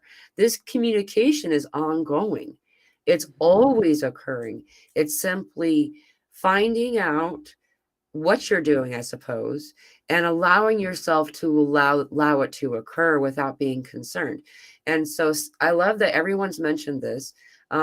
Setting the intention. I always set the intention. I always say, I'm opening myself as a channel. That's my signal to me. They already know that, and I'm opening myself as a channel for all those presenting themselves at this time for the highest joy and highest good of myself, others around. It's really quick. You don't have to do a whole big giant clearing. I've also been in experiences where I'm like, I want you, Archangel, you here, and everybody come and that's good too. Whatever it is that presents the energy that presents itself to you, that assists you to feel the most protected and safe, is what the goal here is. And so bringing that in and letting that happen, like Josie here says, she's like, Andromeda love to speak through my writing opposed to active speaking. And this is the other part of that is that it depends on where it's coming from, who it is that's sharing the information, and how quantum that Shazam is going. Because some of it, if it's so quantum, there really are not the proper words. And so it's very visual. Like I would love to be able to take a screenshot of my brain, my head, and just go, see, because it's so cool, and so using this, knowing that you already have this power, and all you need to do is a little bit of time, learn to trust yourself and trust that the message that's coming through is what it is. How can I'm just going to add one more point, and I'm going to, let you guys take, because I know that there's a little bit more time if you guys want to keep talking. If you don't want to, it's okay. I'm good. But you're good? I am. I've got a kid. I homeschool too. I don't know why this is important to say, but he is a teenager, but he's downstairs with a bunch of busy work, and I don't know. I have funny kids. I love my kids. I talk about them sometimes. I get in trouble if I talk about them too much, so I'll keep it short. They're characters. I love them very much. But they're occupied. And I've got Yeah, like by the way, regarding the kids, I just remembered that like you're aligned with the Arcturians, and you also named your son Orion. And I just wanted to add that my daughter was born on the 26th of July, which is like the new year in the ancient Egyptian and Mayan calendar. And also, I'm not sure the word, it's called helical rising of a star. I'm not sure if that's a term or something. It's like when a star, like a specific star, for in this case Sirius, like disappears from the night sky for I don't know how many months, and on that day it's the first, I don't know, it's the morning star or something, like that's the first day of the year that it reappears on the sky when it dawns, and that's also the day when the flooding of the Nile happens. So, Wow. so it's a very interesting day that she chose to be born on. Oh my God. And it's also during I think it's during the Sirius Gateway, like that's when it opens, I think. So, oh my goodness. Yeah, the I Sirius. have a little That's right. daughter. And here you are. She comes through you. See, I love this so much. I love hearing this stuff. I could hear it. I love this stuff all day. The things that, and I still could discover things, with my kids, and just, I don't know. Anyway, I won't get into that. That's a whole different conversation, but wow. And you are constantly, so are you mostly connected to Syrian beings, Guardian, I or? think so, yeah. At least in this period of my life. Yeah, yeah. Wow, I love that parallel. Yeah, like the other parallel is that we wanted to name her Anna, and she was kind of late to be born, but she chose her date very carefully. Like she wanted to hold on for that date. And when she was born, like someone congratulated me, and she also said that, hey, it's the day of her name. Like I don't know, like if you celebrate this stuff, like each date in the calendar is associated with a specific name. And she was actually born on the day of Anna. So basically, she waited for that name, and we wanted to call her that anyways. So Wow, I I was didn't like, know. oh my God, yeah. So I started to like do some digging on the origins of the name. And yeah, like the first stuff that you find is like the Hebrew origin. And I was like not satisfied and did some more digging. And you can like actually like trace it back to like ancient Sumeria. And it is like a version or like a name that came off the name of the mother goddess Hanana. Like that's where the most ancient origin of Anna comes from. It's from Hanana, the mother goddess. So she's embodying that energy, I guess. Wow. There's way too many synchronicities in there. Yeah, I mean, like, I mean, not too many Yeah. to ignore is what I mean. Yeah. And the other Wow. crazy stuff, I'm not sure like who it was in our Patreon community. Like we had a meeting similar to this, and like someone just said all of a sudden, like, you know that kids chose parents like you for a very good reason. I'm like, okay, like Yeah. what will it be? So, Yeah. that will Carefully be chosen. interesting, I guess. Mhm. Yeah, these crystal children that are coming in, man, like they're freaking little masters already. You know, Mhm. all we got to do is just not condition them and get out of the way as much as we can. And it's harder than you'd think. It And you know, is. all of us are as parents, we all know this. We're all aware of the conditioning that we're still undoing, not even Mhm. knowing we still have. Unraveling. We're still peeling off stuff. And then I can't tell you, listen, and this might surprise some people or it might not. I don't know. Maybe probably not in this crowd. It won't surprise you, but I catch myself at least, and I'm being kind to myself, but it's at least once a day. I'm sure it's more, where there's something that I almost, tried to wrap my kid up with. You know what I mean? And put a little bow around, like he's supposed to do that. Do you know? Even the 20-year-old, I have the 20-year-old, that's Orion. He's definitely got his own personality. He's got a big presence about him, but he's also a little teddy bear. It's a weird combination. He's like, you Yeah. know what I mean? But yeah, so he's very much more like, oh no, that's not who I am. But then I have a 14-year-old, so it's a little easier to place things on him. And he's very big, his personality and everything. But so anyway, not to get into all that, but yeah, it's a daily chore because we're still human. It's different when it's not your child and it's somebody outside of, but when it's Right. your child or even your niece, your nephew, somebody that you have a guardianship of, and you are in, like, you have charge to make sure they're safe and okay, and it's like you got to unravel some of that old stuff and let them have an adventure, let them express, and not only express but teach. They actually come in knowing how to teach, and we are sort of like placing these things on them that don't need to be there. And I think I'm mostly at this point because now we're birthing the new babies, or even of course at a completely different level. But for the older kids is what I'm talking about at this point. So maybe like puberty and beyond, Yeah. like that have been here a while and already have kind of gone through a lot of the muck, like pre especially pre 2012. They're not even kids, but even pre 2018 or pre 2017, somewhere around there. I don't know. You can maybe tell me what the significance of that is because I'm not entirely sure. But there's some significance about a weight that was lifted Yeah. there. So the kids that were here before that had all this stuff on them, and then now they were coming out of that. So kids are having their own journey. The older, Exactly. like the teenagers and stuff, they're having their own kind of like, well, it's not kind of, but their own unraveling. This 2017 window, 20 August 21st, 2017 was the other bookend of the eclipse that's about to happen in April 8th.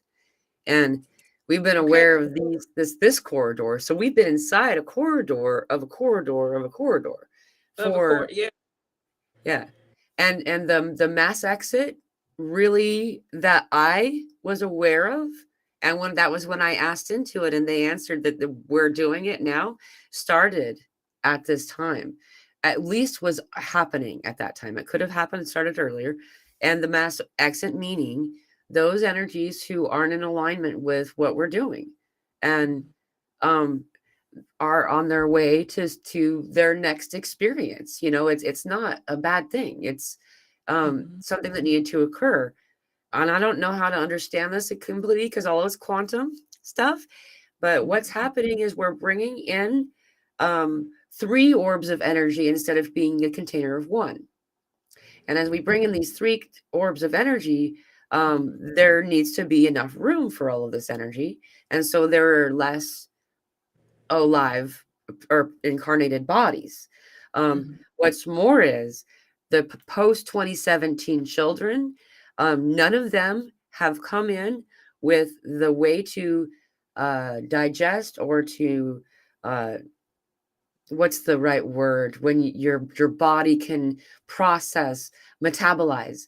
Digest, metabolize, transmute. They didn't have the way to metabolize fear the way you and I and everybody else here did have. And so their deep purity has caused a shift in itself. And then the babies, the lockdown babies, remember feeling 2021, 2022, you could feel all the love swelling on the earth. Those are all those babies coming around because those parents were bored of Netflix. No, it's true. Divinely orchestrated. And I did get during that time, okay, they're telling me to say this. I'm always hesitant about this time of thing, but we did not quite, we meaning the human collective, not us necessarily here in this feed, but the human collective, we did not quite learn the lesson just yet. So because there was something, there was let's call it a test. Let's call it something to take and use the energy in a different way after all of the many balls that were moving during the lockdown and the other stuff that shall not be mentioned. I wanted to point out to you guys, Sherry Kitchen mentioned also, and I don't know if you said this, but Uranus moved into Taurus in 2017 as well. And then now there's another big Uranus shift. So like that's big. Uranus, the creative dreamer, the sort of like because let's see, maybe she'll come back and say some more. Yeah, Sherry Kitchen has some information on that. But no, that feels a lot like also what's going on, like with kids too, by the way. So if you were here before and then Uranus shifted into Taurus. Yeah. Okay, listen, I'm not going to try to go into the astrology of it. I will because that is not my wheelhouse. But I'm getting like a lot of confirmation. You guys might be getting it too. I'm like physically in my body feeling a lot of bubbled up energy there.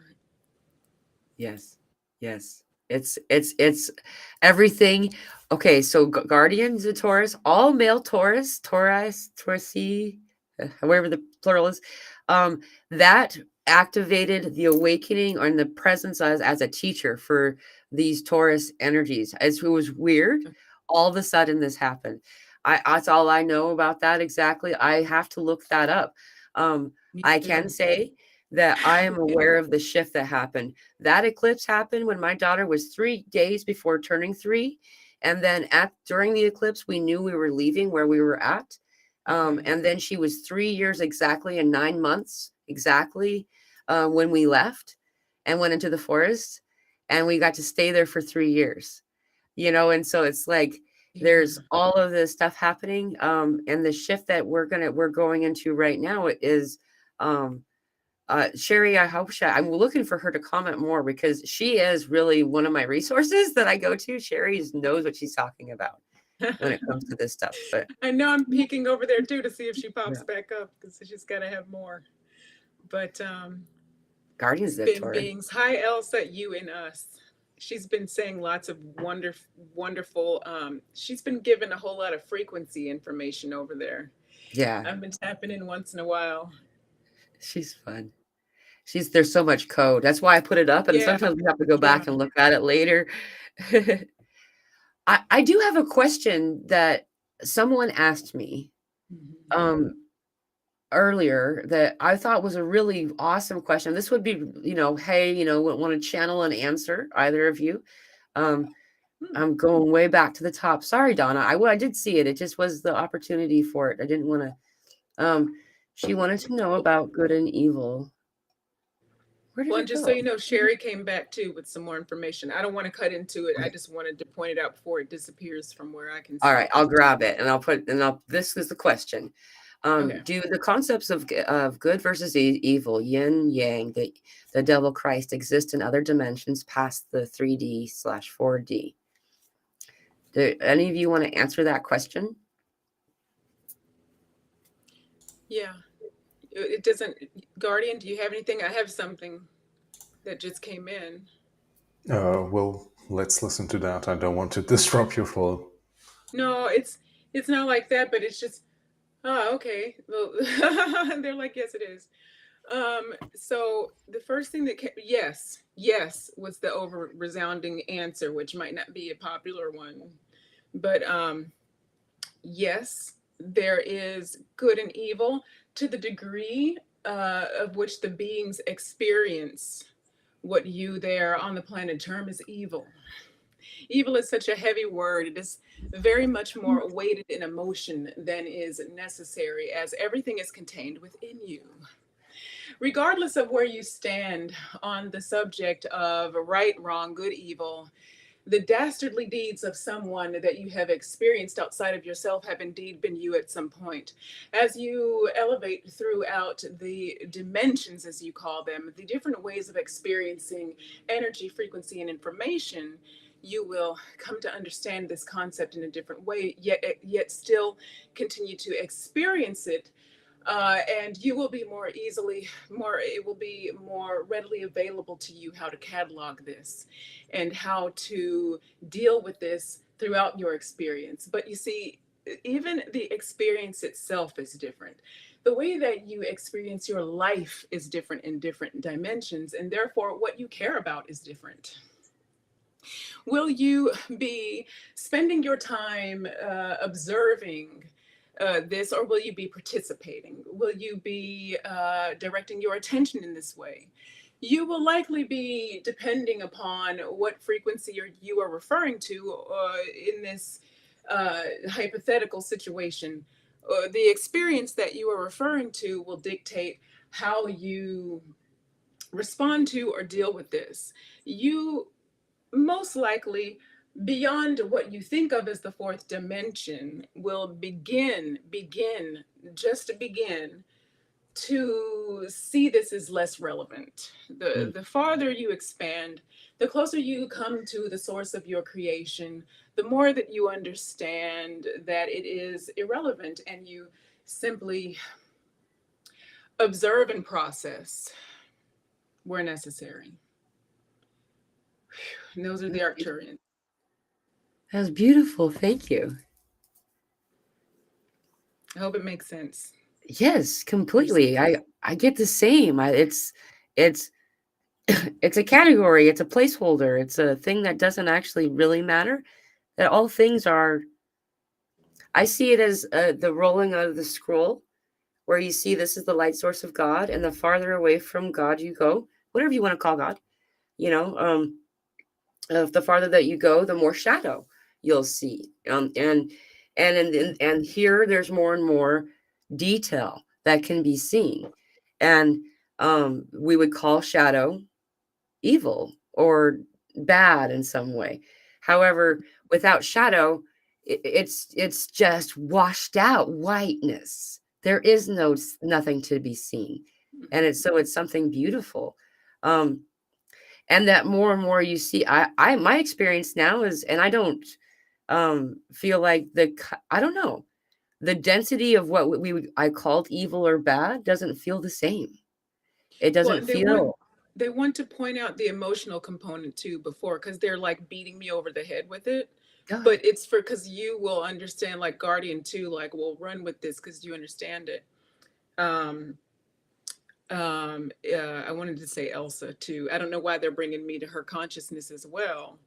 Like there's something about her frequency in here. It's like clear. It's yeah, it's good. It's good. It's so yeah, we'll get into that. There's a good thing about it, but I don't want to get off track. So, but the point is, there's an emotional component that draws our attention back to this. It's not good or bad. It's not that we've done anything wrong, but that's part of the manipulation as well. And I think that's why they're beating me over the head, wanting me to say something about the emotional component. Right. Right. Because those of us here, like us, and a whole lot of you listening, we don't feel like we're in that manipulation anymore because we see, but yet we're here still doing the job of emanating this frequency to clear out what's going on the planet. There's still this going on. Right. Big confirmation there. They're lighting me up. It's this energy. It's you guys plus this energy. You guys, I feel like there's ping pong balls of electricity in my, frame. Yeah. It's not comfortable. I mean, it feels good, but it also feels like something could happen. Like, I don't know. I got these like appendages going up the sides of my head and up the back of my head. And like, I'm all day. I woke up feeling hungover. I don't drink, y'all, but I feel like I do today. And my eyes, like, and there's this draining happening. Like we're being activated on a lot of ways already.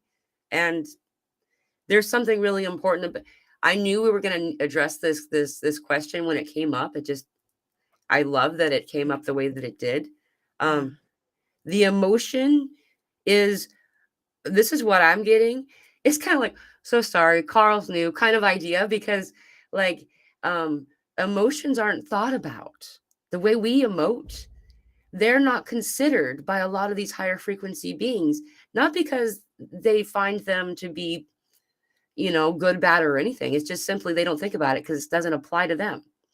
And so when we talk about violation and, this horrible thing, and like the experience that we had, the stuff that we're trying to process is emotion, something they didn't consider. And so it feels like a violation sometimes. Yeah. Experiences. Definitely.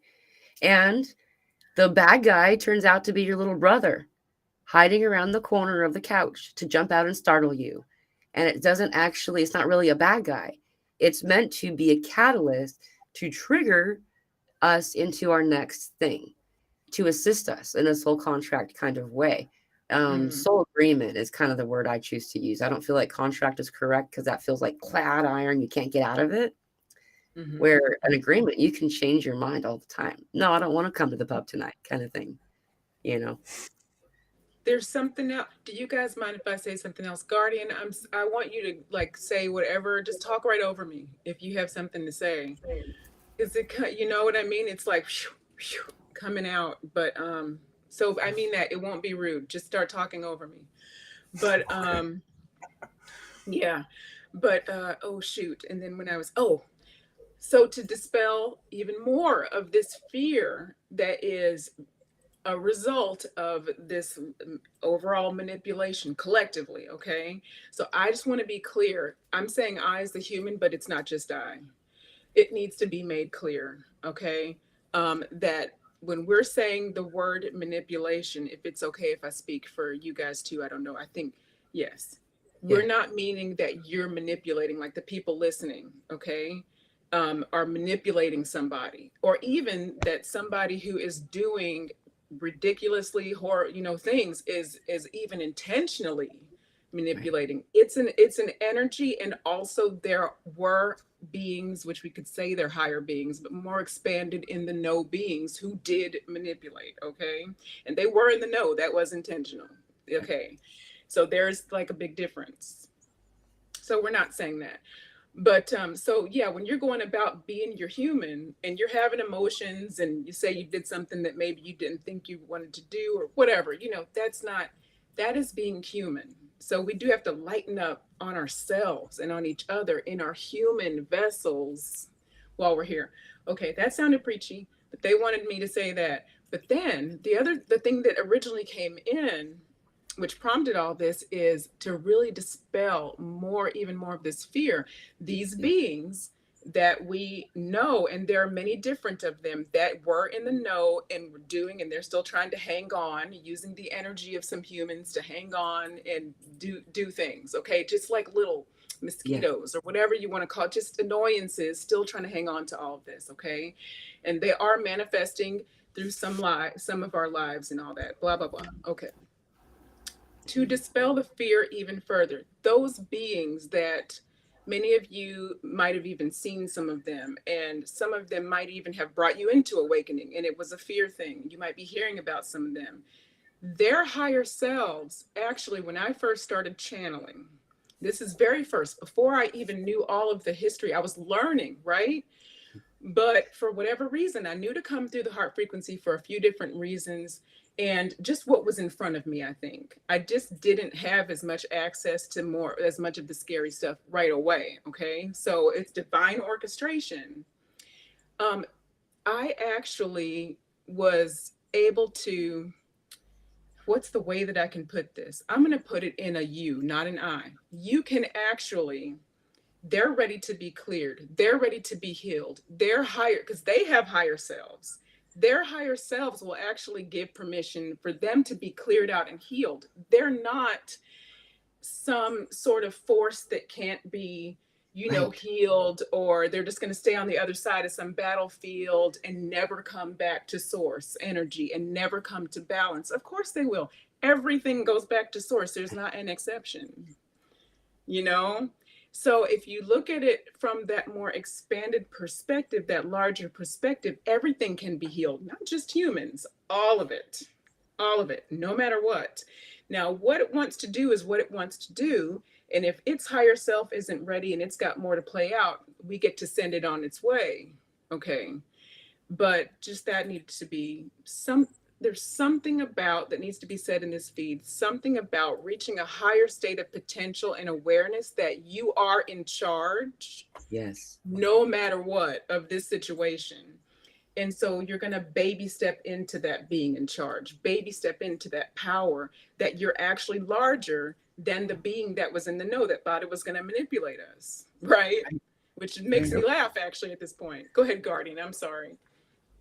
Oh, I completely agree with that too. Yeah, like the thing that I wanted to also add regarding the whole, also what Donna said, in a shorter version, like how I understand it, is like this analogy of the pendulum. Like the top part is source or God, and the lower you go in vibration, like the bigger the swing between the two poles is, like between negative, positive, the feminine, masculine. And the higher you go, the less of the swing that you experience. And like maybe above the fourth dimension is like good and evil is like experiences like gender, simply. Like they're not at odds with each other. They just like a complementary force that exists to bring about creation, basically. And the lower you go, the extreme it gets, and the Right. more conflict there is between the two. So that's what we're experiencing. I love that visual too. Thank you. That was correct. I agree. That feels so It's an easy correct. way to visualize and understand it. Yeah, yeah. Like it's Yeah. the same way with emotions too. Like the higher you go, you don't experience those drastic emotions like loss or fear or I don't know, like despair. But the lower you go, the more available that energy becomes to experience. What's more is I find that I've had a handful of near-death experiences in my life, and there's 5 that have been proved that are like clinical, the doctors knew about it kind of thing. But and each time, every time the energies that come in, you're like, wow, what was it like? What was it like?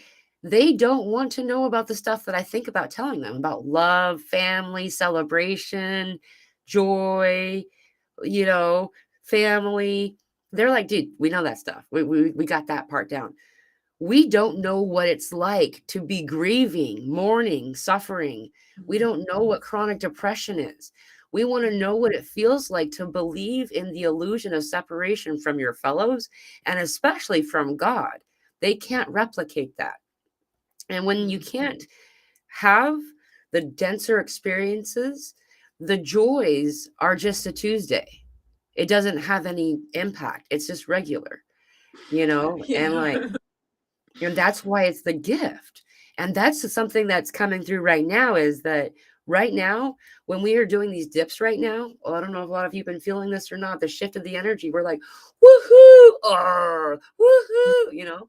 Um, and while we're having those, we're like, oh no, these are like so horrible. This is a goodbye. This is the last time, truly, this window that Yolanda Marie mentioned earlier, the 10 to 15 year window, it's actually a smaller window the way I see it, but it's a little bit like in completion, full completion, the 15-year. But we're in the year of that. And this is there, these unpleasant, negative things are coming up for us to get to experience them for a last time. It's for us to say goodbye. And that's why we're savoring them. And while we savor these unpleasant things, we're finding out that it's causing us to lean into it instead of ignoring it. And it turns out that's the solution to make that stuff go, is to lean into it. So, Yeah, like you're using up the energy that is available at that time. Yeah, like you're using it up, you're learning what you need to learn, and it just simply can move on to do its own thing. exactly. Should I grab Sherry Kitchens before I lose it? She did. She wrote, and now I'm sweating full out. So she was like busy writing. She says the Uranus station's direct in Taurus, May 12th. May 12th? That's fun, huh, Guardian? It's really close to an important day. There's a retro coming. Also, Yeah, like Pluto my will. birthday is on the 10th. So. Yeah. Also, Pluto will be direct in Aquarius later this year. Slow moving planets. You can feel my typing. So she must have been typing that while we were asking for her. But she had one more thing. This is also Sherry also says the Mercury retro started with Chiron, and North Node, and now through late April, all the major eclipses are part of this. Phew. Here for this. Thank you, Yolanda. There's one more comment. This is from I'm here for this Soulzy. too. Was this? What'd you say? Oh, I just was telling Sherry, I'm here for this too. I just thought that was funny. She said, I'm definitely here for this. Yeah. But Soul Z has a couple of comments too, Pamela and Guardian. If you see, there's one on the set. He talks, or she, I don't know who Soul Z, but they talk about Pluto is in Aquarius. It will move retro in Capricorn in November. And then go back into Aquarius. There's a lot of Pluto, like major Pluto transformation stuff happening right now. So we're in the middle of that. Now, my human does not have access to all those dates, you guys. No. But I do know, I would have to look it up, but yeah. Definitely. Okay, so when I was 6 years old, okay, a lot of stuff happened, but I my first near-death experience happened when I was 4. So there's just to let you guys know, that's when I was already having stuff going on. When I was 6, I knew that Pluto and 44 meant the end of the old. Okay? And Pluto, or Pluto and Aquarius, excuse me. And then it turned out Pluto went into Aquarius on my 44th birthday, last March 27th, 2023. And then also I understood that 45 was the next. Turns out Pluto's going into Aquarius. I thought I grabbed it, but there's Elsa too. I love that Elsa's been having comments here. 2CC, to go to self. Need more coffee, you three. I know. This so we're now going back. Pluto's going back into Aquarius for 44 years. No. Excuse me. Till 2044. For 20 till years. 2044. Okay. So that's just starting to happen at this eclipse right now. So this is all I know is that this is something I've known my whole life, and we're waiting for this window of time to happen. what's occurring right now is the moving away from the old. And so the visuals that I love that they're showing me the past couple of days is it looks like a net, like in a circus where you're like a trapeze, and the net that catches you is what the matrix is. And there's all of these strands all around the net, people who are invested, whether they're invested in a really thick cord or a really slender, almost just a thin hair cord. And each individual, as they uninvest, and that's happening rapidly now, the weight of the matrix is like falling. It can't hold up. And so what I've understood is actually April 20th. So exactly a month from today, there's going to be witness a bowl noticeable on the outside of this dropping of the matrix occurring. I don't know what that's going to look like. I know that whenever they tell me the word system, it's system because it's broken. Okay. Well, I heard when you were saying that gradually, steady as she goes, because we're still in creation mode, even with, it's like, you get, and I was gonna call you like a gateway for information, but then they were like, no, it's something else. I was having a conversation while you were like talking to us too about it, to get information, because you're coded up, like you're one big code, you're like a key to this situation. And I know that's how lots of us are, depending on the situation. So this is very cool. And I feel like it coming through you, which is what I was trying to get to, is there more coded information for us because it's coming through you into this stream, and you've got the force, the builders, steady as she goes, it's unraveling, we're building this, right? Yeah. And then you're 45 this year, 9, almost to the 10, huh? I wonder what your whole, so there's you're like all coded, you're all like, everything is like a, well, I want to say code, but there's another word, when you have it's like there's a key to the code, and then you have to put the letter is actually a whole different letter, like that. So I want to decode you, basically. But I get that. Making sense? Like I want to decode you. But there's some sort of, I keep getting gateway, but they're telling me I'm getting that wrong. But there's something to do with you and this information. But anyway, okay, people. So just soak up whatever's going on here and just receive the frequencies. It's funny, Kay had a funny message, and it's gone now, it disappeared, but she said something about like, what are we going to name our graduate masterclass now? Like, just sort of like jokingly, because there's so much information coming through right now. There always is with you, Pamela, but there's just so much. I know I personally am getting all of these ahas as you're speaking about this. Yeah, I've been a walking code for a lot of people.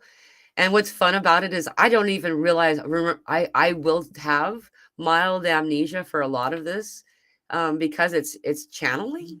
I think it's because I had a traumatic brain injury as a child. Growing up, we were in a violent home, and I'm not, it's a power source for me because I had a different way of learning to access information. I found out it's not from your brain, it's from the Akashic.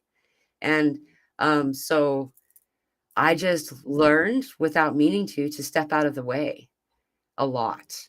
And so, and you'll see it throughout my life. Like, I mean, the national lockdown happened on my birthday.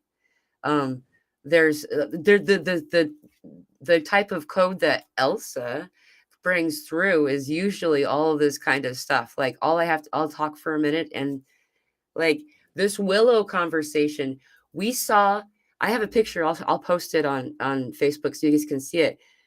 The clouds spelled Willow. There was no airplane making words in the sky. It was a bunch of clouds, and in the middle between the two, Willow. And so this is really, anyway, I don't know what to say about that. I love that you brought that up. Well, I got, when you said that, your consciousness was writing the situation. Like, it goes more back to the conversation, not to be all over the place, but of coming into our power of even just realization that we really are writing this. But that is another level of expansion collectively. Individually, some of you guys are definitely doing, are knowing what you're doing for sure, but collectively, Right. you're just literally writing more evidence for yourself, you know. And there might be some handy beings that are also going to, like, say, if you really, really need to believe something, a lot of times our guides will definitely make it plain through Yeah. animals or breadcrumbs and all of that too. So it goes both ways. And I'll use cards. Like for me, I don't coming from a stigma world of I Oh, I was love brought those. up a Mormon. And so there's, like it's like being brought up Catholic only with Kool-Aid. And so but we have um my grandfather was half Cherokee Navajo, and so I do a lot of totem stuff. And so these are like tarot cards, but they're animals. And so, hey, I just pulled the dolphin. Donna's still here. Donna is the dolphin soul. Every time I connect with her, I always get dolphin. Yeah, those cards are gorgeous. I have those cards too somewhere, and you can't see. I won't move my camera because then I'll just be screwing everything up over here. But I've got like a handy bookshelf full of stuff. Guardian, listen, I've got hard copy of the Kabbalion old library. You won't be able to see. Oh, Wow. Oh, like it's got highlights and everything, and it's, I think, 19. Look, hard cover. nice. Yeah, that my sister brought home from college 30 years ago. Okay. I'm Wow. aging myself yet again, but welcome to the mid 40s. That's so cool. Oh, Yes. I'm in my mid-30s, so I can empathize. And He's a it's so baby. funny too, because age isn't even anything anymore. I'm kind of making these jokes, but I'm very conscious of the fact that none of that mess matters at all. If I didn't Yeah. have teenagers, it wouldn't even be a joke in my house, but they have like wicked senses of humor or whatever, and it is ongoing here, okay? But yeah. I love what's happening with age. I love that this is an occurrence that sounds so like wishy-washy, or and when you first hear it of like this, oh yeah, what a pipe dream, is people really are healing in a way that they're what we're calling de-aging. Like I started growing back hair. I didn't realize my hair had been thinning until it started coming back, and like it's a thing. We're Yeah. doing this. I went and Yeah. found photographs of myself from 2019. I look 10 years older than I do now. Like it's happening. And as we do this, we're realizing that I know this is kind of controversial, and I don't, it's also story. When we tell the story about something, we're providing limitation. But the Mhm. idea of whatever it was that happened in the late 1800s, whether you call it a brain wipe, whether you call it a reset, I don't know. But something happened during that time that we started to believe a storyline that we came from a people that their life expectancy was in the 30s, and as a way of saying, but look, you're doing so much better. No, we've been taught to not do regular parasite removal. We've been taught not to use home remedies, like homeopathic regular stuff. We've been taught to not have proactive health, instead rely on pills that you don't even know what's in there. We've been taught we don't deserve. Right. Never mind the skip. We've been taught and programmed we don't even deserve unless you look a certain way, follow certain rules. So, and when you were talking about like the hair coming back, which I also experienced a whole bunch of that. Yeah. I mean, don't get me wrong, I still look like an Arcturian with my hair, and I know it, but like other places, you know, but and I'm okay with that. But the stress. So what came in is it's like lifting the stress and the bondage of those ideas allows your body to just be itself Yeah. more easily. And so then come in all of the other stuff too, of course. Like then you can seek the healthcare, and you can seek, because why would you even seek to have this holistic health if you don't even know that you're worthy of, Right.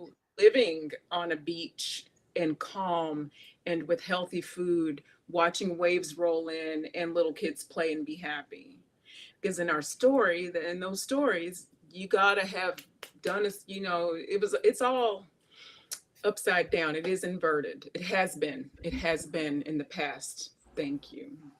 Yeah. Inverted. Yeah, like the other thing that at least I'm experiencing the past few years is like, just as you were saying, that your relationship with your age and like how we function, like just as you said, Yolanda, that we had this perception that, hey, like you have this life and I don't know, like it starts when you get born and maybe you live 40, 60, 70 years and it's over. And like, at least for me, and I also heard from other people, like it's changing because we're starting to remember other lives that we already have. And like this Yep. one is not just like one spam of a, I don't know, like a part in history that we just get to see. It's just like a small piece of the huge puzzle that we already are, kind of. And you like don't feel that, I don't know, like old or young anymore. I just say I'm just experiencing this right now. Right. And I already did it quite a few times and I'm going through it again. So I totally that's agree. kind of where I'm at right now. Yeah. Mhm. That's why I got to catch myself with these jokes. Like I'm making these jokes about age and then the human, and my guides are probably like, "Stop it," because it may not sound like a joke. It's the old story, but I'm already over it, so I forget that it's the old story. Though, in truth, like it's still like we're still peeling the actual belief that it's not okay, especially for a woman to be over 40. um, and you know what? These days, men too, actually, in the old paradigm, have started to like, you have to be a certain thing. And it is the same for both sexes. It's just been harder on women over the past few thousand years, in that from that degree. But anyway, yeah. So yeah, even the jokes, it's funny because we want to lighten up, and I definitely am saying, and I actually getting told to say, advised to say, everybody lighten up and laugh more. Pamela, I know you know this about me for sure. Guardian, I don't know if you know this about me, but I have a great sense of humor and I love to laugh all of the time. I'll Yeah. probably have a dance party when this goes off. Like my kids Yeah. I like to have so much fun that my teenage children are embarrassed of me some of the time. They're like, you've gone too far. They literally be like, that's enough. That's enough. Like and I go, oh, I'm the adult. But anyway, but I think that's important to flip it, not that it's necessary to overcorrect on purpose. We tend to we want to overcorrect, right? But this is just a correction. We're just to the point of a regular correction at this point. We have not overcorrected into, into lightening up. And that is going to allow more of what you're talking about, Pamela, to leave, that will just allow things to come forth. Doesn't mean we're not gonna still want to go and have our nails done or our hair, just special things. It's not about that. It's way less about that and more about how do you feel about yourself, Yeah. though. Yeah. Okay, it's all about that. Do all of the things that have you having fun, like have you walking and feeling comfortable in your skin as much as possible. Yeah. That's really gonna lighten a load where Oh yeah. possible. I Yeah. have a unique experience that I can reflect on in that I come from a family of 10 children, and I'm the fourth from the oldest. So there's a lot of years. I think it's 20 years between the oldest and the youngest. Um, and Wow. Yeah. my youngest sister looks quite a bit older than me, and I can't remember now. I think she's like 15 years younger than me or something like that. Like, Mhm. um, I don't ever dye my hair. And like my siblings are going gray and I'm not. And like, it's, we have the same, both parents are the same. We were brought up in the same home. We had the same diets. We had this, I mean, I bought into the propaganda and Matrix BS until a decade or so ago. At least some of it. I chose to want to be Enough of part of the human experience is what I did, you yeah, know, yeah. but it's remarkable that we're so different. And um what's different is there's a fear world, and then there's my world, and when it's fear, this is my guidance that I get, and so you can take it or leave it. But what comes in for me, if there's any kind of sensationalized fear, warning, oh no, then that's not true. That's something that I won't participate in. I won't click it. And if someone's talking about it, I'll be kind. I don't have to be mean, but I'll say, I don't participate in this. If you want to talk to somebody else, just let me know when you're done with that part, and I find that even being in the frequency of someone else sharing it does make me feel diminished. My body feels weighted, sick even, like and as going away from that frequency, all of a sudden I feel better. I'm because enjoying and happy again. there's an offloading that often happens, like an offloading as it's being projected, and it's not necessarily intentional. So should I say that? Okay, I'm gonna say one more thing. Okay, I don't know why these things are coming out now. There are, and some of you need to know this who are here, there are still humans around some of us who are aware. They have become aware because as we're becoming aware of our heart and leaning into our heart, some other humans are becoming aware of the power from a different perspective. Power is only going to do what it's going to do in respect to who is wielding it. If we want to use the word power, I know that, like you said, Pamela, earlier, that word is tricky. We don't mean it in a negative way. It just is a thing, right? It's energy. And so there's some of that going on. There are some humans aware. Okay, it's neither here nor there. It's just something to be aware of. It's not something to go hide in your cave, although who doesn't love a good cave, just like we talked about earlier, but but maybe not for that reason. Maybe go into your cave with the intention of growing and, integrating information, not hiding in fear.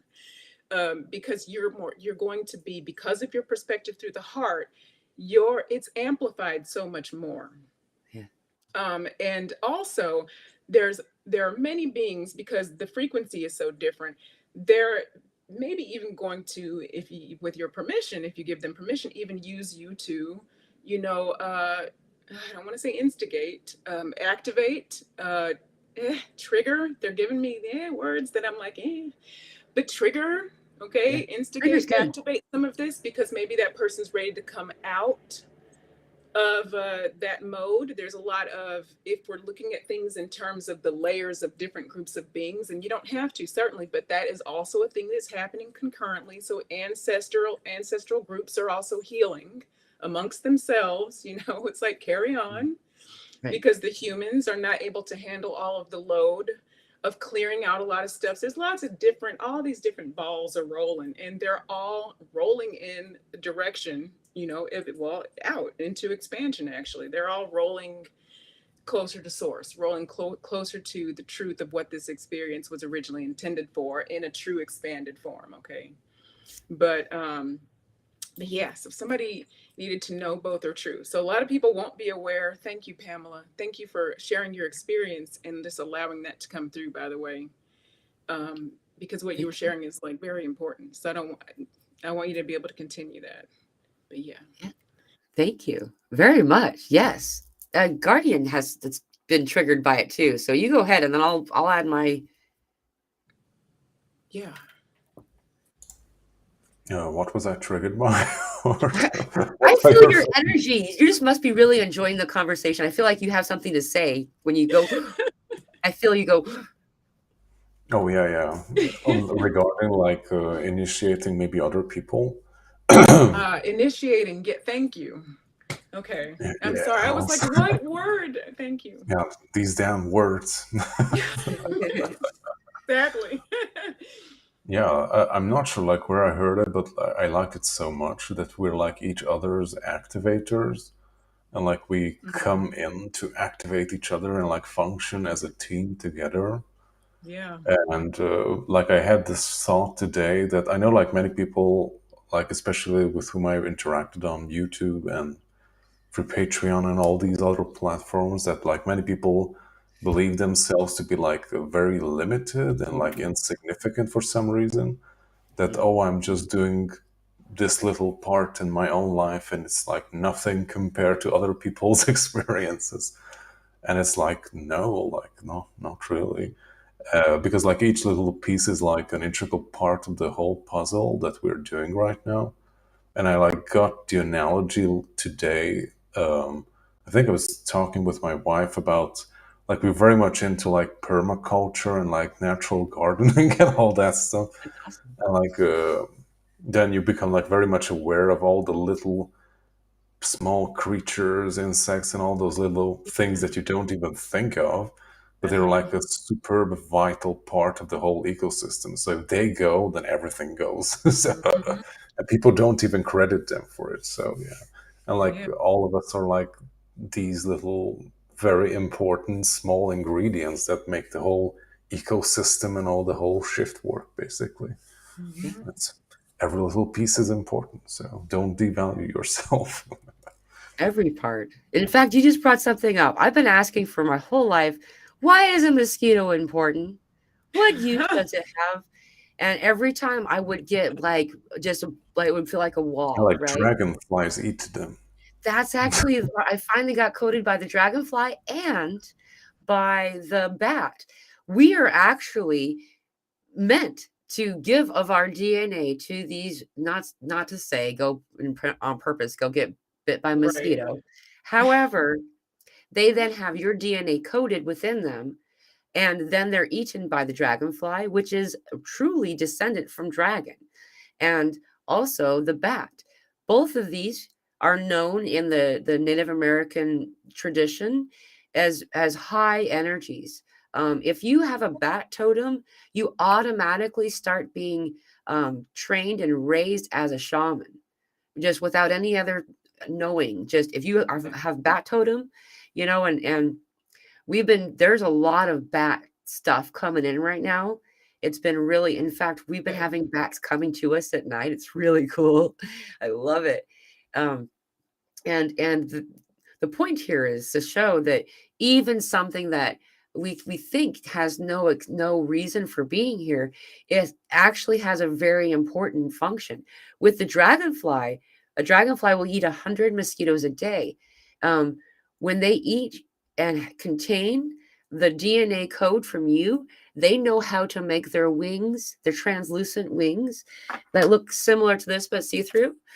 Like, can you see that? It doesn't look as cool without the right lighting. Still very cool though.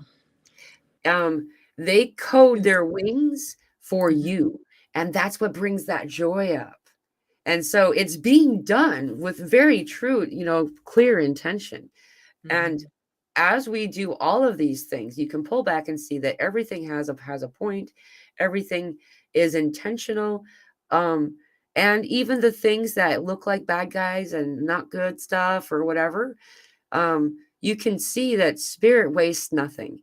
There's never a time when something is done for one purpose. Mhm. Um, as an example to be made is lockdown. That sucked for a lot of people. But you know what? A lot of us were going, yeah, it's happening. Everybody was meditating. People stopped going to work and being distracted by all the drama. Like they found out they can get the same the 9-hour days worth of work in 4 hours remotely. Yep. You know, it And they changed can the sleep. world. You could Yeah, like sleep. it was a record for divorces too. So People found Oh, out they were in disharmonious relationships, yeah. and decided to do something about it. Like so much changed and shifted for in a positive way during that time of suck, and we're Well, in another one. we're in another time like Well, that where and we that's another perfect example too of how no matter what thinks it's throwing something, throw something out the wall again. Is that going to stick? How can we stop this expansion? It's not going to matter.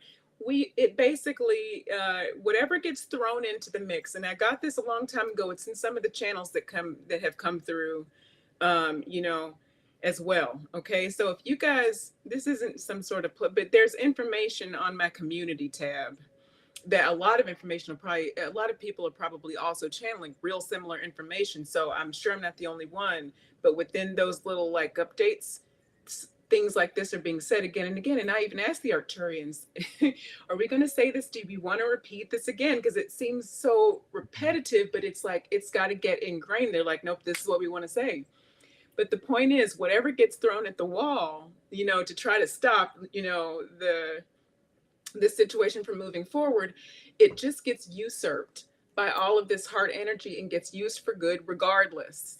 So if we can see through whatever the fog is, the latest fog, the latest distortion, the latest whatever, and that lockdown is such a good example of that, because boy, that was supposed to be very negative, very like depressive, right. very, and it was for some people until they began to let some things go. It really actually just caused people to go inside, just like what you were saying. Yeah. If you're thinking And it about was, and the babies that came from it, there's so much that happened. And like, we're in right now a time where, okay, you brought up the word trigger. And so that's supposed to come up and be said. Is it a trigger is also another word for trigger is activation. It is. And we came through a window of time that's still occurring in some ways, some groups, so some social groups. If they say trigger, that means you're supposed to stop. And if someone's asking you to not trigger them and you keep doing, I won't choose to keep doing it. However, I'm not going to go and trigger somebody on purpose. It comes through naturally the way it's supposed to, and that activates, that assists that person. And I feel like that the more that I let spirit drive, the more that I'm in control, even though I feel I'm not in control. Like, okay. We should wrap this up. It's 2, 3, 4 p.m. and Guardian, you're in a whole different part of the planet. So for you, oh it's my really gosh. late. It's the end of the day. Oh, For you, it's only beginning. oh gosh. Well, This I'm so was a fun excited to have conversation. finally been here with you guys. Yeah, it was super awesome. I hope we Oh, can do it sooner again. me too. You're awesome too. I love you so much. Oh my goodness. I feel like I knew you guys anyway. Like it Yeah, almost didn't even feel like we'd never done it, but I don't know. We're in the yeah. ethers a lot probably too, working on some other stuff that I don't recollect yet, but we'll see. A lot. Lately, more than I just want to add this, more than I ever had before. I'm connecting with people that I you don't even really know very well. Like, I mean, there was somebody that I briefly interacted with at the Soulgy Festival who started coming through an astral with me a lot lately. I think it's very fascinating.